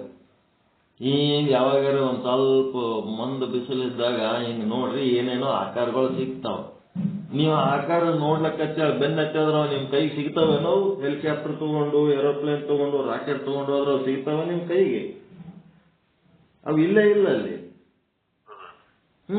ಅದರಂಗ ಆಕಾಶದೊಳಗೆ ಒಂದು ಕುಸುಮ ಇರ್ಬೋದು, ಒಂದು ಹೆಣ್ಣಿನ ಚಿತ್ರ ಇರ್ಬೋದು, ಅಥವಾ ವೆಂಕಟರಮಣ ಕಣ್ಣನ್ ಅನ್ನಿಸ್ತದ, ಗಣಪತಿ ಕಣ್ಣನ್ ಕಾಣಿಸ್ತಿರ್ತದೆ, ಏನೋ ಒಂದು ಕಾಣ್ತದಪ್ಪ ಆಕಾರ. ನಮ್ಮ ಕಣ್ಣಿಗೆ ಏನಾಗ್ತದ ಹಂಗೆ ಕಾಣ್ತದ, ಅಲ್ಲಿ ಹೋದ್ರೆ ಅದು ಇಲ್ಲೇ ಇಲ್ಲ ಅಲ್ಲಿ. ಹಂಗಿದು ಬ್ರಹ್ಮಾಂಡ ಪಿಂಡಾಂಡಗಳು ಏನದವ, ಇವು ಆಕಾಶದ ಕುಸುಮಗಳಿದ್ದಂಗೆ ಇವು. ಈ ಆಕಾಶದ ಕುಸುಮಗಳು ಅವು ಆಕಾಶದೊಳಗೆ ಹುಡುಕೊಂಡು ಹೋದ್ರೆ ಅವು ಇಲ್ಲವೇ ಇಲ್ಲ. ಹಾಗೆ ಇಲ್ಲೇನದಂತಂದ್ರೆ ಕರ್ತೃ ಅಂತ ಒಬ್ಬ ಈ ಜಗತ್ತಿನ ಕರ್ತೃ ಯಾರು? ಸತ್ಯ ಸಂಕಲ್ಪ ಈಶ್ವರ ಅಂತೇಳಿ ಅವ ಹ್ಯಾಂಗ ಸಂಕಲ್ಪ ಮಾಡಿದ ಹಾಂಗ ಪ್ರಕೃತಿ ವಿಕಾಸ ಆಯ್ತು ಅಂತ ಹೇಳ್ಯಾರಲ್ಲ. ಇದೇನದ, ಈ ಜಗತ್ತೇ ಇಲ್ಲ ಅಂತಂದ್ಮೇಲೆ ಅದ್ರ ಕರ್ತೃವರೇ ಎಲ್ಲಿರ್ತಾನ? ಅಲ್ಲಿ ಪ್ರಕೃತಿನೂ ಇಲ್ಲ, ಈಶ್ವರನೂ ಇಲ್ಲ. ನಿಮಗೆ ತಿಳಿಸಿ ಹೇಳೋದ್ರ ಸಲುವಾಗಿ ಇದೆಲ್ಲ ಈಶ್ವರ ಪ್ರಕೃತಿ ಮಾಡಿಟ್ಟಾರ. ಮಾಯೆ ಈಶ್ವರ ತಿಳಿಸಿ ಹೇಳೋದಕ್ಕೆ. ಅಲ್ಲಿ ಎರಡು ಇಲ್ಲ, ಅನೇಕ ಇಲ್ಲ, ಒಂದೇ ವಸ್ತುನೇ ಅದದು, ಇರೋದು ಒಂದೇ ವಸ್ತು. ಅಲ್ಲಿ ಮಾಯೇನೂ ಇಲ್ಲ, ಈಶ್ವರನೂ ಇಲ್ಲ. ಈಶ್ವರ ಮಾಯೆ ಅದರ ಅಂತ ಹೇಳಿ ಅಲ್ಲಿ ಜಗತ್ತನ್ನದೊಂದು ಆದ ಅಂತ ಹೇಳಿ ಅವ ಸತ್ಯ ಸಂಕಲ್ಪ ಮಾಡ್ಯಾನಂತೇಳಿ ಅವನ ಹೆಂಗ್ ಸಂಕಲ್ಪ ಮಾಡ್ತಾನ ಹಂಗಂಗ ಮಾಯ ವಿಕಾಸ ಆಕೋತೋಯ್ತು ಅಂತ ಹೇಳ್ಕೋತ ಮನುಷ್ಯನು ಸಂಕಲ್ಪ ಮಾಡ್ತಾನ. ಕೆಲವೊಂದು ಕೆಲಸ ಆತವ, ಕೆಲವೊಂದು ಕೆಲಸ ಆಗಂಗಿಲ್ಲ. ಆದ್ರೆ ಈಶ್ವರನ ಸಂಕಲ್ಪ ಸತ್ಯ ಸಂಕಲ್ಪ. ಅವ ಹೆಂಗ್ ಸಂಕಲ್ಪ ಮಾಡ್ತಾನ ಹಂಗ ಜಗತ್ ಸೃಷ್ಟಿ. ಆ ಜಗತ್ತೇ ಇಲ್ಲ ಅಂತಂದ್ಮೇಲೆ ಅಲ್ಲಿ ಈಶ್ವರನು ಇಲ್ಲ. ಈಶ್ವರನು ಇಲ್ಲ ಅಂತಂದ್ಮೇಲೆ ಅಲ್ಲಿ ಮಾಯನೂ ಇಲ್ಲ, ಪ್ರಕೃತಿ ಇಲ್ಲ, ಏನೂ ಇಲ್ಲ. ಆ ಅವಿದ್ಯೆ ಅಂದ್ರೆ ಅಜ್ಞಾನದಿಂದ ಈ ಜಗತ್ತನ್ನ ಈಶ್ವರನನ್ನ ಎಲ್ಲಿ ಆರೋಪ ಮಾಡಿವಿ? ಈಶ್ವರನನ್ನ ಯಾರಲ್ಲಿ ಆರೋಪ ಮಾಡಿವಿ? ಬ್ರಹ್ಮನಲ್ಲೇ. ಬ್ರಹ್ಮನಲ್ಲೇ ಎಲ್ಲ ವಸ್ತು ಆರೋಪಗಳು ಬ್ರಹ್ಮನಲ್ಲೇ. ನೀವು ಎಷ್ಟು ಮಂದಿ ಇದೀರಿ ಈಗ? ಕೊಟ್ರಯ್ಯ ಅಬ್ಬಿಗೇರಿ ಮಠ, ಕಲ್ಯಾಣಪ್ಪ ಏಳಿಗೆ, ಪ್ರಕಾಶ ಕಂಬಿ, ಗಂಗಾಧರ ಜಾಲಿಮಂಚಿ, ಬಾವುರಾಯ ನಾವಿ, ಕಾಜಿಗಾರು, ಗೌರಮ್ಮ ಉಚ್ಚನಟ್ಟೆ, ಕೊಟ್ರಯ್ಯ ಹಿರೇಮಠ, ಈಶ್ವರ್ ಚಚಡಿ, ನಾಗರತ್ನಕ್ಕೆ, ಇವರೆಲ್ಲರನ್ನ ನಾವು ಆರೋಪ ಮಾಡೀವಿ. ಎಲ್ಲಿ ಆರೋಪ ಮಾಡೀವಿ? ಯಾರಲ್ಲಿ ಆರೋಪ ಮಾಡಿವಿ? ಬ್ರಹ್ಮನಲ್ಲೇ ಆರೋಪ ಮಾಡಿವಿ. ಇದು ಬರ್ಬೇಕು ನಮಗ. ಬ್ರಹ್ಮನಲ್ಲೇ ಆರೋಪ ಮಾಡಿವಿ. ಹಂಗ ಅವಿದ್ಯೆಯಿಂದ ಬ್ರಹ್ಮನನ್ನ ನೋಡುವ ಜ್ಞಾನ ಇಲ್ಲದ ಕಾರಣ ಅವಿದ್ಯೆ ಅಂತ ನಮ್ಮೊಳಗಾದ. ಆ ಅವಿದ್ಯೆಯಿಂದ ಈ ಎಲ್ಲ ನಾಮರೂಪಗಳನ್ನು ನಾವು ಬ್ರಹ್ಮನಲ್ಲಿ ಆರೋಪ ಮಾಡಿವಿ. ಅಲ್ಲಿ ನಾಮರೂಪಗಳು ಯಾವುವು ಇಲ್ಲವೇ ಇಲ್ಲ. ಅಲ್ಲಿರುವುದು ಒಂದೇ ಒಂದು ವಸ್ತು, ಬ್ರಹ್ಮ ವಸ್ತು. ಜುಮ್ಮಂತದಲ್ಲ ಅದು. ಅದಕ್ಕೆ ಅವಿದ್ಯೆಯಿಂದ ಈ ಜಗತ್ತನ್ನ, ಈಶ್ವರನನ್ನ, ಪ್ರಕೃತಿಯನ್ನ, ಮಾಯೆಯನ್ನ ಬ್ರಹ್ಮನಲ್ಲಿ ಆರೋಪ ಮಾಡಲಾಗಿದೆ.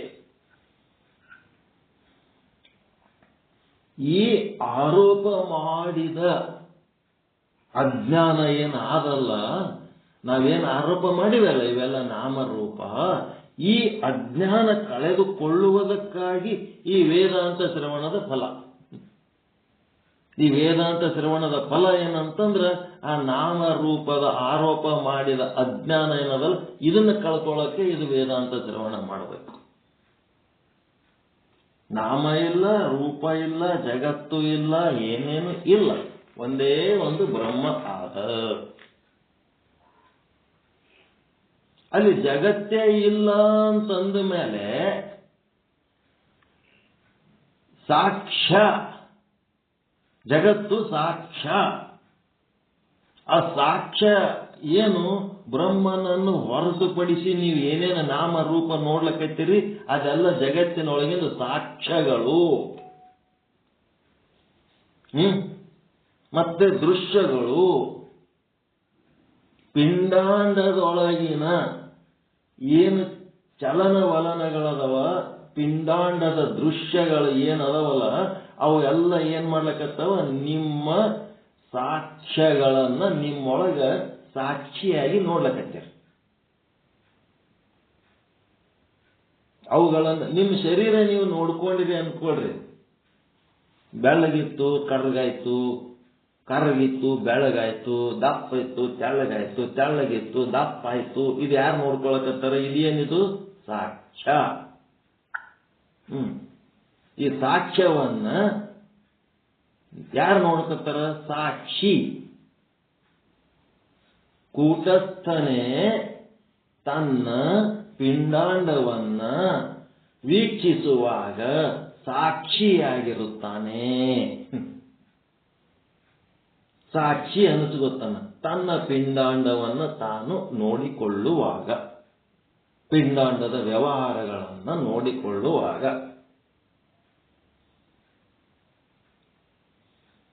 ಅದೇ ಕೂಟಸ್ಥ ಸಾಕ್ಷಿ ಗೊತ್ತಾಯ್ತಲ್ಲ. ಹೊರಗೆ ಜಗತ್ತಿನೊಳಗಿನಂತ 4 ಮಂದಿ 8 ಮಂದಿ ತಿರುಗಾಡ್ಲಕತ್ತಾರ. ಅಲ್ಲಿ ಪ್ರಾಣಿ ಬಂದದ, ಅಲ್ಲಿ ಗಾಳಿ ಬೀಸ್ಲಕತ್ತದ, ಮತ್ತಿನ್ನೇನ ನೀರ್ ಹರಿದದ, ಮಳಿ ಬಂದದ, ಈ ಎಲ್ಲ ಏನೇನೋ ನೋಡ್ತೀರಿ ನೋಡ್ರಿ. ಹೊರ ಜಗತ್ತಿನ ದೃಶ್ಯಗಳು ನಿಮ್ಮನ್ನು ಹೊರತುಪಡಿಸಿ ನಿಮ್ಮ ಹೆಂಡತಿ ಮಕ್ಕಳನ್ನ, ಮನೆಯೊಳಗಿನ ಮನೆ ಮಠ ಏನೇನು ನೋಡ್ತೀರಿ ಅದೆಲ್ಲ ಏನದ? ದೃಶ್ಯ. ಆ ದೃಶ್ಯವನ್ನ ಕೂಟಸ್ಥ ಏನಾಗಿ ನೋಡ್ತಾನ? ದೃಕ್ಕಾಗಿ ನೋಡ್ತಾನ. ದೃಶ್ಯವನ್ನ ಕೂಟಸ್ಥ ದೃಕ್ಕಾಗಿ ನೋಡ್ತಾನ.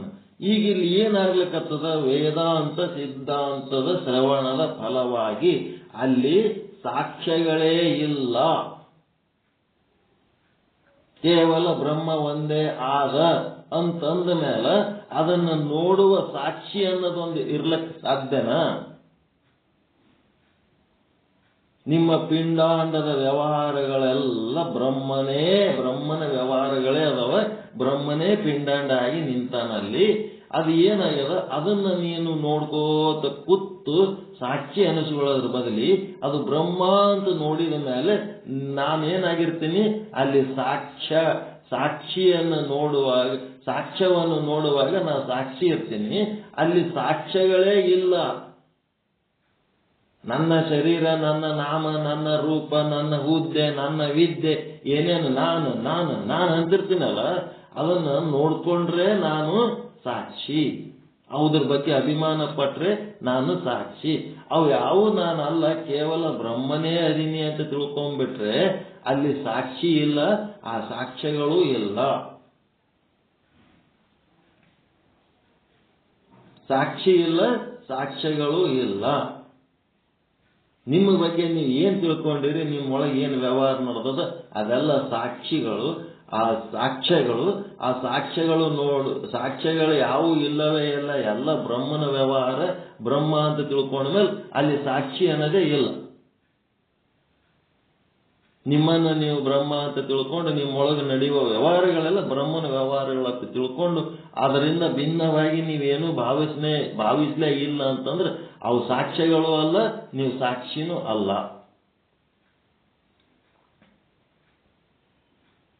ಹೆಂಗದ? ಮುಂದೆ ನೀವು ಹೊರ ಜಗತ್ತಿನ ದೃಶ್ಯಗಳು ನೋಡುವಾಗ ನೀವು ದೃಕ್, ಹೊರ ಜಗತ್ತಿನೊಳಗಿನ ಎಲ್ಲಾ ದೃಶ್ಯಗಳು ಬ್ರಹ್ಮನೇ ಅದ. ಬ್ರಹ್ಮನನ್ನು ಹೊರತುಪಡಿಸಿ ಯಾವ ದೃಶ್ಯಗಳು ಇಲ್ಲ.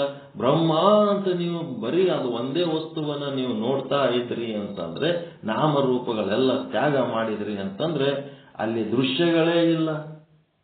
ದೃಶ್ಯ ಇಲ್ಲ ಅಂತಂದ್ಮೇಲೆ ನೀವು ದೃಕ್ಕನೂ ಅಲ್ಲ. ದೃಶ್ಯ ಇಲ್ಲ, ದೃಕ್ಕು ಇಲ್ಲ, ಸಾಕ್ಷ್ಯ ಇಲ್ಲ, ಸಾಕ್ಷಿ ಇಲ್ಲ.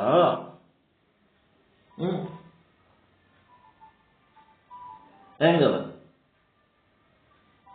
ಈಗ ಏನಾಯ್ತಪ್ಪ ಅಂದ್ರೆ ಒಬ್ಬ ಏನಂತಾನ, ನೋಡ್ರಿ ಸಾಕ್ಷ್ಯ ಅಂತ ಯಾರಿಗೆ ಅಂದಿರಿ ನೀವು? ಕೂಟಸ್ಥಗ ಅಂದಿರಿ. ದೃಕ್ ಅಂತ ಯಾರಿಗೆ ಅಂದಿರಿ? ಕೂಟಸ್ಥಗ ಅಂದಿರಿ. ಕೂಟಸ್ಥಗ ಅಂದ ಮೇಲೆ ಏನಾಗ್ಯದಪ್ಪ ಅಂತಂದ್ರೆ, ಈಗ ದೃಕ್ಕೂ ಇಲ್ಲ ಸಾಕ್ಷಿನೂ ಇಲ್ಲ ಅಂತಂದ್ಮೇಲೆ ಕೂಟಸ್ಥನೂ ಇಲ್ಲ ಅಂತ ಯಾಕೆ ಅನ್ನಬಾರದು ಅಂತ ಕೇಳ್ತಾನೆ. ಕೂಟಸ್ಥನೂ ಇಲ್ಲ ಅನ್ಬೋದಲ್ಲ, ಸಂಖ್ಯೆ ಇದು. ಹೌದಲ್ರಿ? ಬರ್ತದಿಲ್ಲ ಇದು ಡೌಟ್. ಸಾಕ್ಷಿ ಇಲ್ಲಿ ತನಕ ಸಾಕ್ಷಿ ಅಂತ ಹೇಳಿರಿ, ದೃಕ್ ಅಂತ ಹೇಳಿರಿ, ಅವು ಇಲ್ಲ ಅಂತ ಅಂದ್ಮೇಲೆ ಕೂಟಸ್ಥನೇ ಇಲ್ಲ ಅಂತ ಅನ್ನೋಂಥ ಪರಿಸ್ಥಿತಿ ತಂದಿಟ್ರಲ್ಲ. ಅದಕ್ಕೆ ಏನಾಯ್ತಪ್ಪ ಅಂದ್ರೆ, ಕೂಟಸ್ಥನಿಗೆ ಏನಾಯ್ತು? ಸಾಕ್ಷ್ಯಗಳ ಅಪೇಕ್ಷೆಯಿಂದ ಸಾಕ್ಷಿ ಅಂತ ಹೆಸರು ಬಂತು. ಸಾಕ್ಷ್ಯಗಳ ಅಪೇಕ್ಷೆ ಅಂತಂದ್ರೆ ಯಾವ ಸಾಕ್ಷ್ಯಗಳು? ನಿಮ್ಮ ಪಿಂಡಾಂಡದಲ್ಲಿರೋ ವ್ಯವಹಾರಗಳು, ಅಭಿಮಾನಗಳು, ನಾಮರೂಪಗಳು, ಆ ಎಲ್ಲ ವ್ಯವಹಾರಗಳ ದೃಷ್ಟಿಯಿಂದ ಅಪೇಕ್ಷೆಯಿಂದ ಇದು ಕೂಟಸ್ಥನಿಗೆ ಸಾಕ್ಷಿ ಅಂತ ಹೆಸರು ಬಂತು. ಮತ್ತೆ ಬ್ರಹ್ಮಾಂಡದೊಳಗಿನ ಎಲ್ಲ ದೃಶ್ಯಗಳು ವ್ಯವಹಾರಗಳನ್ನು ನೋಡುತ್ತಾ ಅದರ ಜೊತೆಗೆ ವ್ಯವಹರಿಸುತ್ತಿರುವ ಕಾರಣ ಏನಾಯ್ತು? ಅದೇ ಕೂಟಸ್ಥನಿಗೆ ದೃಕ್ ಅಂತ ಹೆಸರು ಬಂತು. ದೃಶ್ಯಗಳ ಅಪೇಕ್ಷೆಯಿಂದ ಕೂಟಸ್ಥನಿಗೆ ದೃಕ್ ಅಂತ ಹೆಸರು ಬಂತು. ಸಾಕ್ಷ್ಯಗಳ ಅಪೇಕ್ಷೆಯಿಂದ ಅದೇ ಕೂಟಸ್ಥನಿಗೆ ಏನಂತ ಬಂತ ಹೆಸರು? ಸಾಕ್ಷಿ ಅಂತ ಬಂತು. ಅವನ ಹೆಸರುಗಳವು. ಈಗ ಒಬ್ಬ ಮನುಷ್ಯ ಮದುವೆ ಮಾಡ್ಕೊಂಡಾನ, ಆ ಮನುಷ್ಯ ಏನದನ? ಒಬ್ಬ ಮನುಷ್ಯ, ಒಬ್ಬ ವ್ಯಕ್ತಿ. ಆ ವ್ಯಕ್ತಿ ಮದುವೆ ಮಾಡ್ಕೊಂಡ, ಹೆಂಡತಿ ಬಂದಳು. ಹೆಂಡತಿ ಬಂದ ಮೇಲೆ ಆ ಹೆಂಡತಿಯ ಅಪೇಕ್ಷೆಯಿಂದ ಏನಾದವ? ಗಂಡ ಅನಿಸ್ಕೊಂಡ. ಮುಂದ ಒಂದು ಮಗನ ಹಾಡದ. ಆ ಮಗನ ಅಪೇಕ್ಷೆಯಿಂದ ಆ ವ್ಯಕ್ತಿ ಏನ್ ಅನಿಸ್ಕೊಂಡ? ಮಗನ ಅಪೇಕ್ಷೆಯಿಂದ ಆ ವ್ಯಕ್ತಿ ಏನ್ ಅನಿಸ್ಕೊಂಡ? ನಿಮ್ಮ ಮಗನ ಅಪೇಕ್ಷೆಯಿಂದ ನೀವೇನ್ ಅನಿಸ್ಕೋತೀರಿ? ಅಪ್ಪ ಅನಿಸ್ಕೋತೀರಿ. ಹೌದಿಲ್ಲ? ಅದೇ ವ್ಯಕ್ತಿ, ಒಂದೇ ವ್ಯಕ್ತಿ ಗಂಡ ಅನಿಸ್ಕೊಂಡನ, ಒಂದೇ ವ್ಯಕ್ತಿ ಅಪ್ಪ ಅನಿಸ್ಕೊಂಡನ. ಹಂಗ ಕೂಟಸ್ಥ ಏನಾಗ್ಯಾನ? ಸಾಕ್ಷ್ಯಗಳ ಅಪೇಕ್ಷೆಯಿಂದ ಸಾಕ್ಷಿ ಅನಿಸ್ಕೊಂಡನ, ದೃಶ್ಯಗಳ ಅಪೇಕ್ಷೆಯಿಂದ ದೃಕ್ ಅನಿಸ್ಕೊಂಡನ.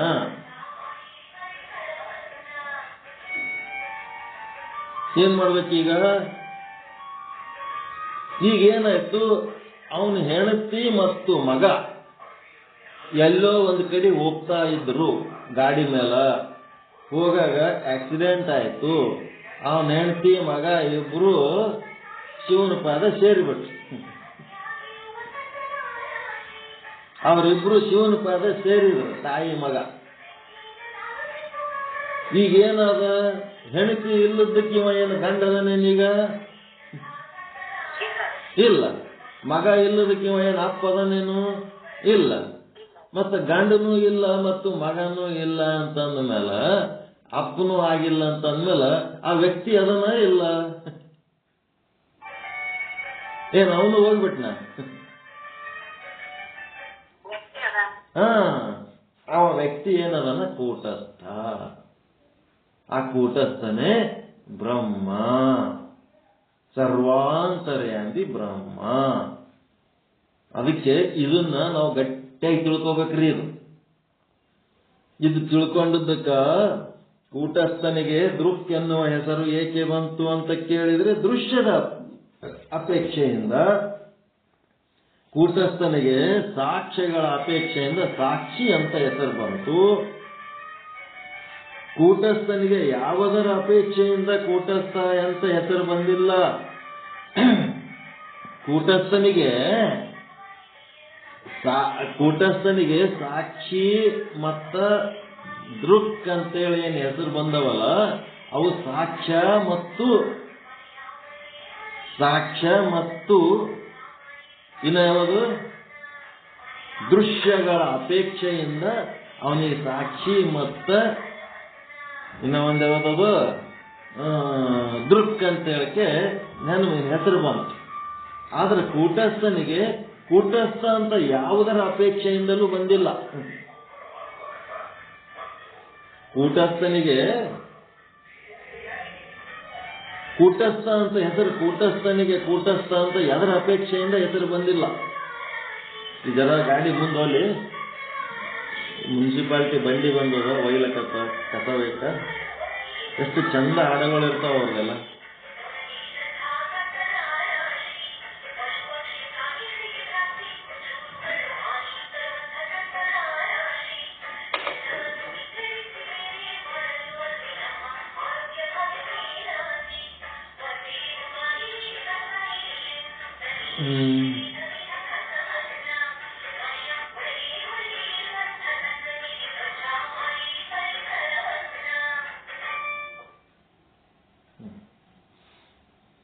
ಕೂಟಸ್ಥನಿಗೆ ಸಾಕ್ಷ್ಯಗಳ ಅಪೇಕ್ಷೆಯಿಂದ ಸಾಕ್ಷಿ ಅಂತ ಹೆಸರು ಬಂತು.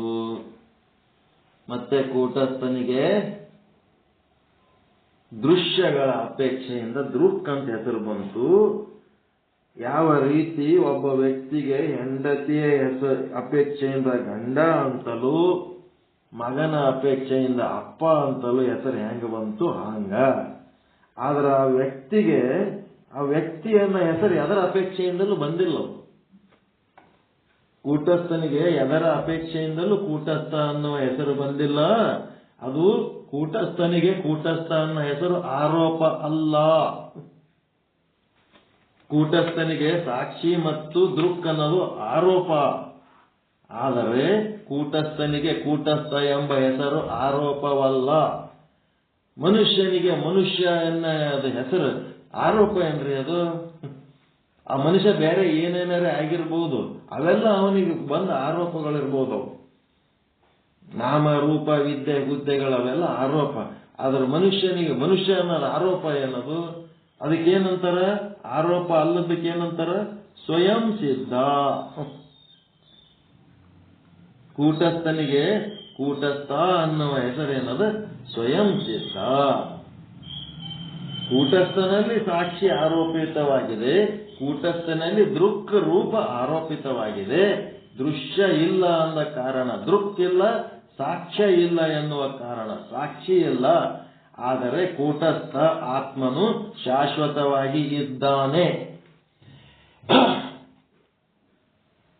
ಯಾಕಂದ್ರೆ ನಿಮಗ ಮೇನ್ ಟ್ರ್ಯಾಕಿಗೆ ತಗೊಂಡು ಬಂದು ಮುಂದ ಕರ್ಕೊಂಡು ಹೋಗ್ಬೇಕಾಗ್ಯದ.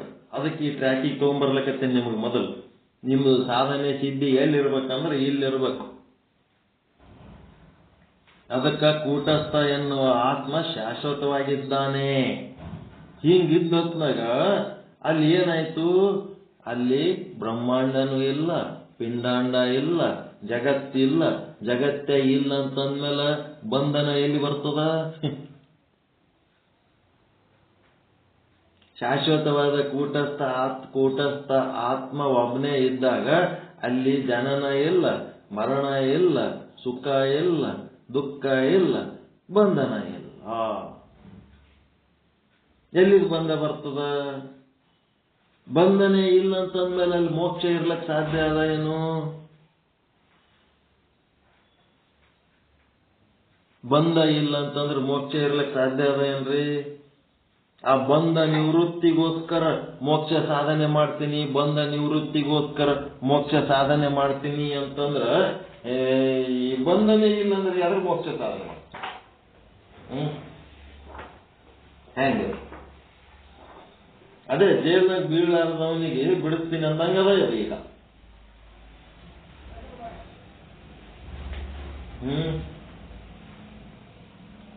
ಅದಕ್ಕ ಇದು ಪೇಜ್ ನಂಬರ್ 298, ಹೊಸ ಬುಕ್ಕು, ಇಂದವ ಚಂದ 160 ವಿಧೇಯ ಮುಕ್ತಿ ಅಂತದಲ್ಲ, ಅದನ್ನ ಚಂದ ಓದ್ಕೋಬೇಕು. 298 ಬಹಳ ಮುಖ್ಯ ಇದು. 298 बंधु होई तू मोक्ष बनय अरु होय अज्ञान तू जान नसावय जानी यही कर्तव्य तजय सबो निश्चल होत ही निश्चल पावೈ ಅಂತೇಳಿ ಇದೇನದ 160/2 ಮತ್ತೆ 160/1 297ನೇ ಪುಟ ಒಟ್ಟಿಗೆ ಏನ್ ಮಾಡ್ರಿ 274ನೇ ವಿಷಯಾಂಕ ನೆನಪಿಟ್ಕೋರಿ. ಬಹಳ ಇಂಪಾರ್ಟೆಂಟ್ ಇದು. 274ನೇ ವಿಷಯಾಂಕ ಹೊಸ ಬುಕ್, ದೊಡ್ಡ ಬುಕ್ ಅದಲ್ಲ, ಅದ್ರಾಗ ಪೇಜ್ ನಂಬರ್ 297 298. ಇದನ್ನ ನೀವು ಗೌಪ್ಯ ತತ್ವ, ಇದು ಚಂದ ತಿಳ್ಕೋಬೇಕು. ಇದು ತಿಳ್ಕೊಂಡು ಗಟ್ಟಿಯಾಗಿ ಇದ್ರಾಗ ನಿಂತು ಮುಂದಿಂದೆಲ್ಲ ಏನಾರ ಕೇಳ್ರಿ, ಏನಾರ ಹೇಳ್ರಿ. ಈ 5ನೇ ತರಂಗ ಹೇಳಕತ್ತಾಗ ನಾನೊಬ್ಬ ಬೇವಕೂಫ್ ಕಣ್ಣಂಗೆ ಕಾಣಿಸ್ತೀನಿ ನಿಮಗೆ. ಏನ್ ಹೇಳಕತ್ತಾನ ಕೆಲ್ಸಕ್ಕೆ ಬರಲಾರ್ದು. ಯಾರು ಅದ್ರಾಗ ಗಟ್ಟಿಯಾಗಿ ನಿಂತವ್ರಿಗೆ, ಈಗೇನ್ ಹೇಳಕತ್ತೀನಿ ಇದ್ರಾಗ ಗಟ್ಟಿಯಾಗಿ ನಿಂತವ್ರಿಗೆ ಇದು 5ನೇ ತರಂಗ 6ನೇ ತರಂಗ ಇದು ಮೂರ್ಖರ ಪಾಠ. ಬೇಕೇ ಆಗಿಲ್ಲ ಇದು. ಆದ್ರೂ ಬರ್ದಾರ, ಸುಮ್ ಮಾಹಿತಿ ಪ್ರಸಂಗ ಅದು ಓದ್ಬೇಕಷ್ಟೇ. ಪೂರ್ತಿ ನಾವು ವಿಚಾರಸಾಗರ ಅದು ಓದ್ಲಾರ್ದ ಮುಗಿಸಿವಿ ಅಂತ ಅನ್ನಕ್ ಬರಂಗಿಲ್ಲ. ಓದ್ಬೇಕು, ಅದನ್ನ ಹೇಳುವ ರೀತಿಯಲ್ಲಿ ಹೇಳಬೇಕು.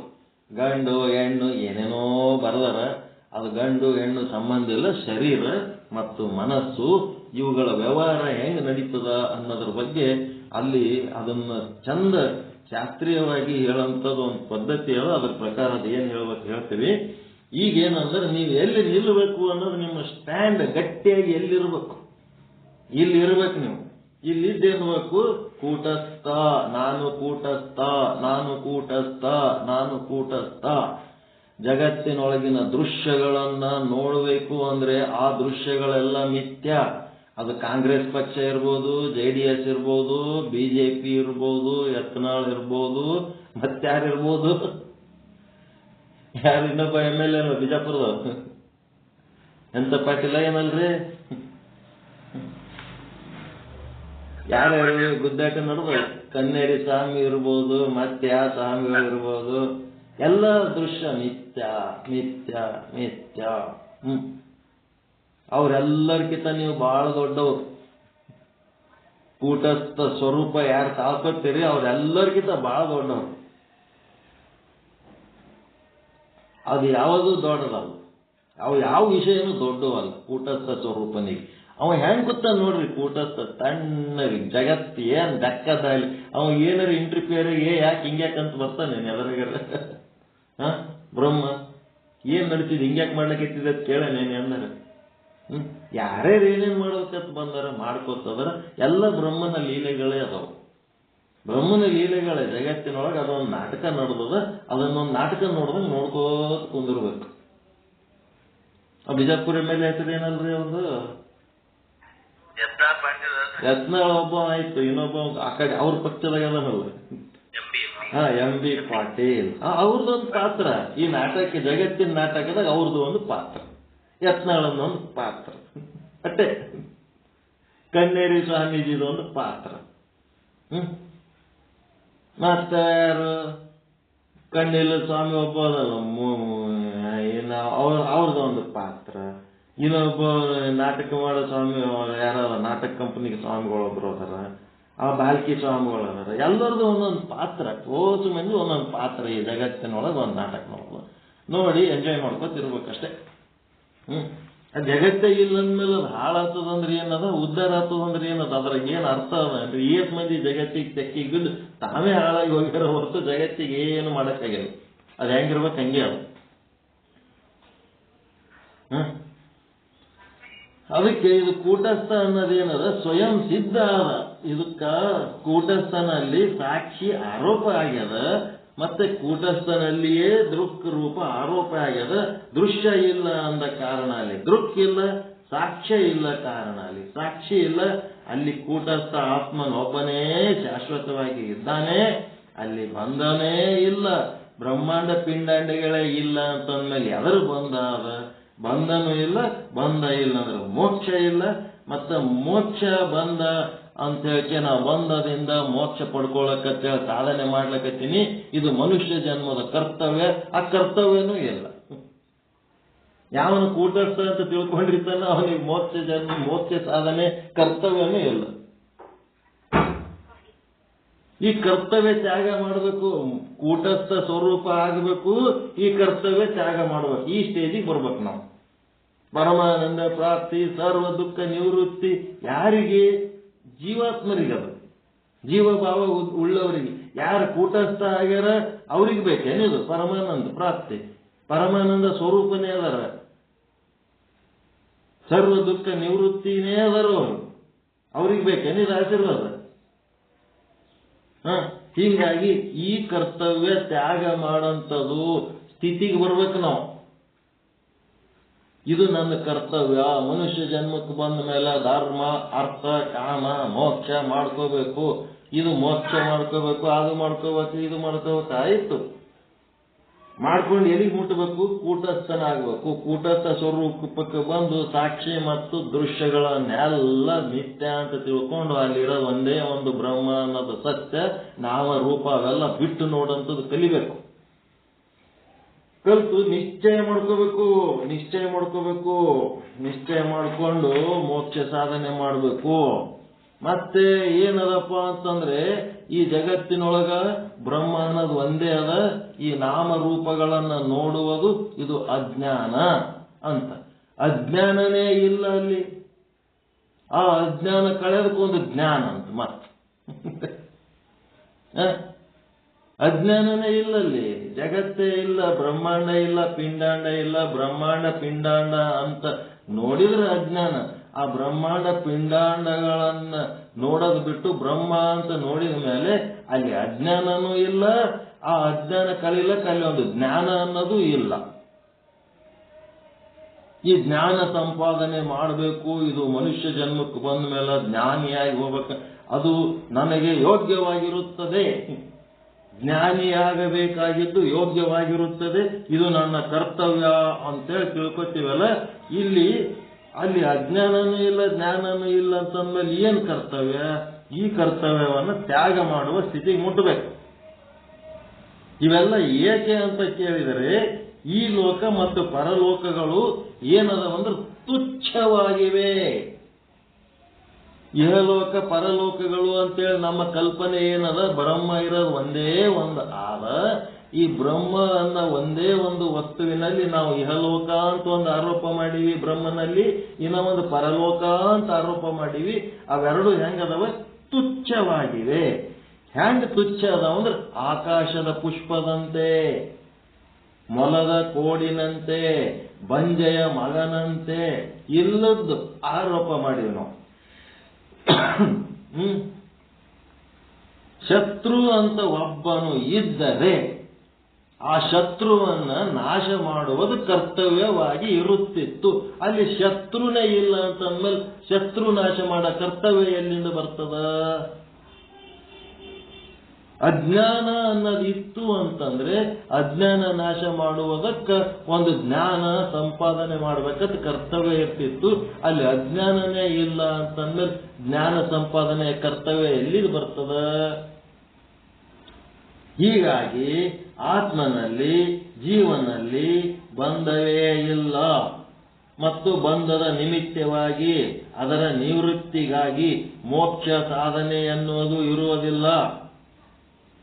ಈ ರೀತಿಯಿಂದ ಆತ್ಮನು ನಿತ್ಯ ಮುಕ್ತನಾಗಿದ್ದಾನೆ, ಬ್ರಹ್ಮರೂಪನೇ ಆಗಿದ್ದಾನೆ ಎಂದು ತಿಳಿದು ನಿಶ್ಚಲನಾಗಿ ಯಾವಾಗ ಸರ್ವಕರ್ಮಗಳನ್ನು ತ್ಯಾಗ ಮಾಡುವನೋ ಆವಾಗ ಏನಾತನ?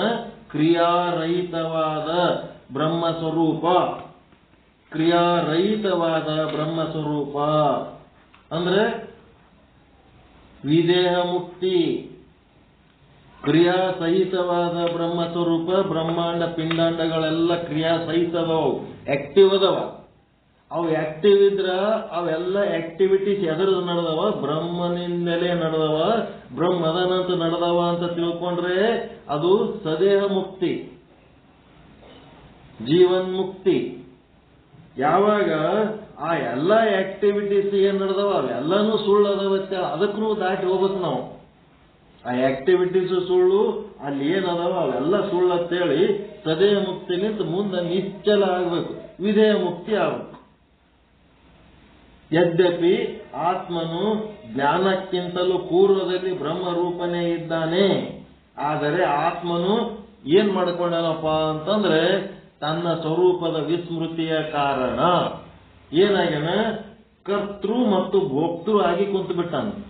ಪಾಪ ಪುಣ್ಯಗಳ ಕರ್ತೃ, ಸುಖ ದುಃಖಗಳ ಭೋಕ್ತೃ ಆಗ್ಯಾನಲ್ಲ, ಇದನ್ನ ಕಳ್ಕೊಳ್ಳೋದಕ್ಕ ಏನ್ ಮಾಡ್ಬೇಕು, ಸದ್ಗುರುವಿನ ಬಳಿ ಹೋಗಿ ಶ್ರವಣ ಮಾಡಿದಾಗ ತಾನು ಏನಾತನ ಕೂಟಸ್ಥ ಆಗಿ ಬ್ರಹ್ಮಸ್ವರೂಪನೇ ಆಗಿ ಇವ್ಯಾವೂ ಮಾಡ ಕರ್ತವ್ಯ ನನ್ನೂ ಅಲ್ಲ, ಈ ಜಗತ್ತು ಸುಳ್ಳ, ಈ ಬ್ರಹ್ಮಾಂಡ ಪಿಂಡಾಂಡ ಸುಳ್ಳ, ಇಲ್ಲಿ ನಡೆದಿರುವ ನಾಟಕ ಎಲ್ಲಾನೂ ಸುಳ್ಳ, ಲಾಭನೂ ಸುಳ್ಳ, ನಷ್ಟನೂ ಸುಳ್ಳ, ಹುಟ್ಟದು ಸುಳ್ಳ, ಸಾಯದು ಸುಳ್ಳ, ಮಾನನೂ ಸುಳ್ಳ, ಅಪಮಾನನೂ ಸುಳ್ಳ, ಎಲ್ಲ ಸುಳ್ಳ, ಬ್ರಹ್ಮ ಒಬ್ಬನೇ ಸತ್ಯ. ಏನಾಗ್ಯದ, ತನ್ನೊಳಗೆ ಕರ್ತೃತ್ವ ಭೋಕ್ತೃತ್ವಗಳನ್ನು ಆರೋಪ ಮಾಡಿಕೊಂಡು ಗದ್ದಲಕ್ಕೆ ಬಿದ್ದ ನೀವು ಅಷ್ಟೇ.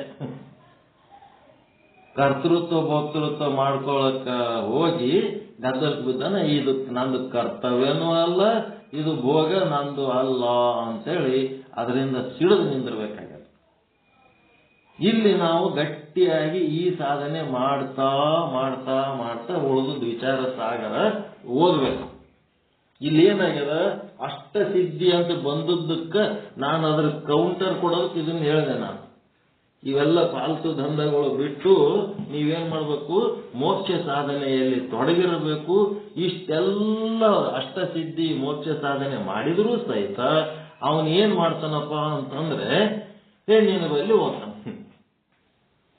ಹೆಣ್ಣಿನ ಸಂಘಕ್ಕೆ ಅಪೇಕ್ಷೆ ಪಡ್ತಾನ. ಅಷ್ಟಸಿದ್ಧಿಗಳು ಮಾಡ್ಕೊಂಡ್ರೆ ಸಹಿತ ಅಲ್ಲಿ ಹೆಣ್ಣು ಅನ್ನೋದು ಏನ್ ಮಾಡ್ತಿರ್ತದ, ಈ ಲೌಕಿಕ ವ್ಯವಹಾರ, ಹೆಣ್ಣು ಅಂದ್ರೆ ಲೌಕಿಕ ವ್ಯವಹಾರ ಏನ್ ಮಾಡ್ತದ, ಅವನೊಳಗಿರುವ ಸಿದ್ಧಿ ಬುದ್ಧಿ ಎಲ್ಲ ಅವನ ಶಕ್ತಿ ಸಾಮರ್ಥ್ಯಗಳು ಆ ಲೌಕಿಕವಾದಂತ ಸಂಘದಿಂದ ಅವನ್ನೆಲ್ಲ ಕಳ್ಕೊತಾನ ಅವನು ಅಂಥೇಳಿ ಚೌಪಾಯಿ 74ನೇ ವಿಷಯ. ಅದೇನು ಇದು ಚೌಪಾಯಿ 74.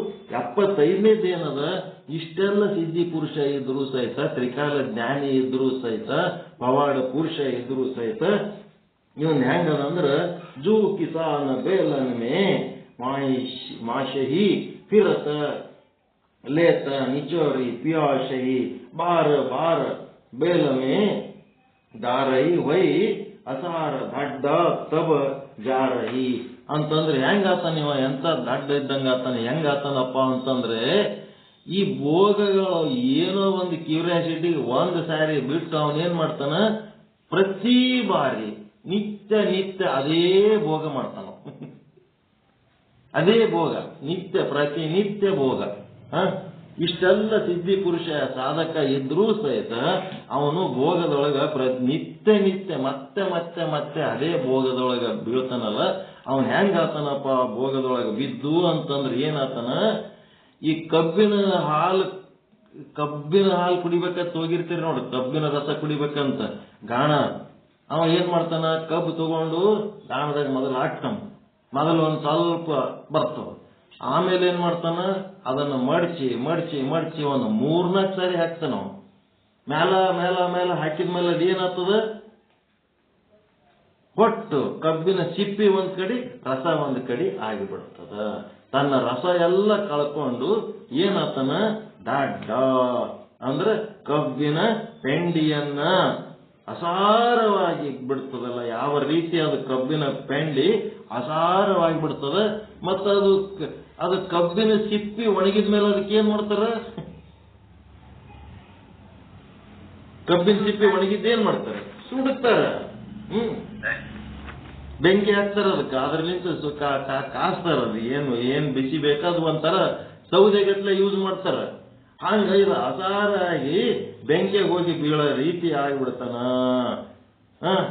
ಹೆಂಗದು ಕಬ್ಬಿನ ಕಬ್ಬಿನ ಹಾಲು ಕುಡಿಯೋ ಟೈಮ್ನೊಳಗೆ ಪ್ರತಿ ಸಲ 2 ಸಾರಿ 3 ಸಾರಿ ಅದನ್ನ ಹಾಕಿ ಅಸಾರ ಮಾಡಿ ಅದನ್ನು ಬಿಸಾಕಿ ಒಣಗಿಸಿ ಬೆಂಕಿ ಹಂಗತ್ತರ ಹಂಗ ಇವ ತನ್ನ ಶರೀರವನ್ನು ಮಾಡ್ಕೊತಾನ ಲೌಕಿಕ ಭೋಗದ ಬೆನ್ನ ಹತ್ತಿ.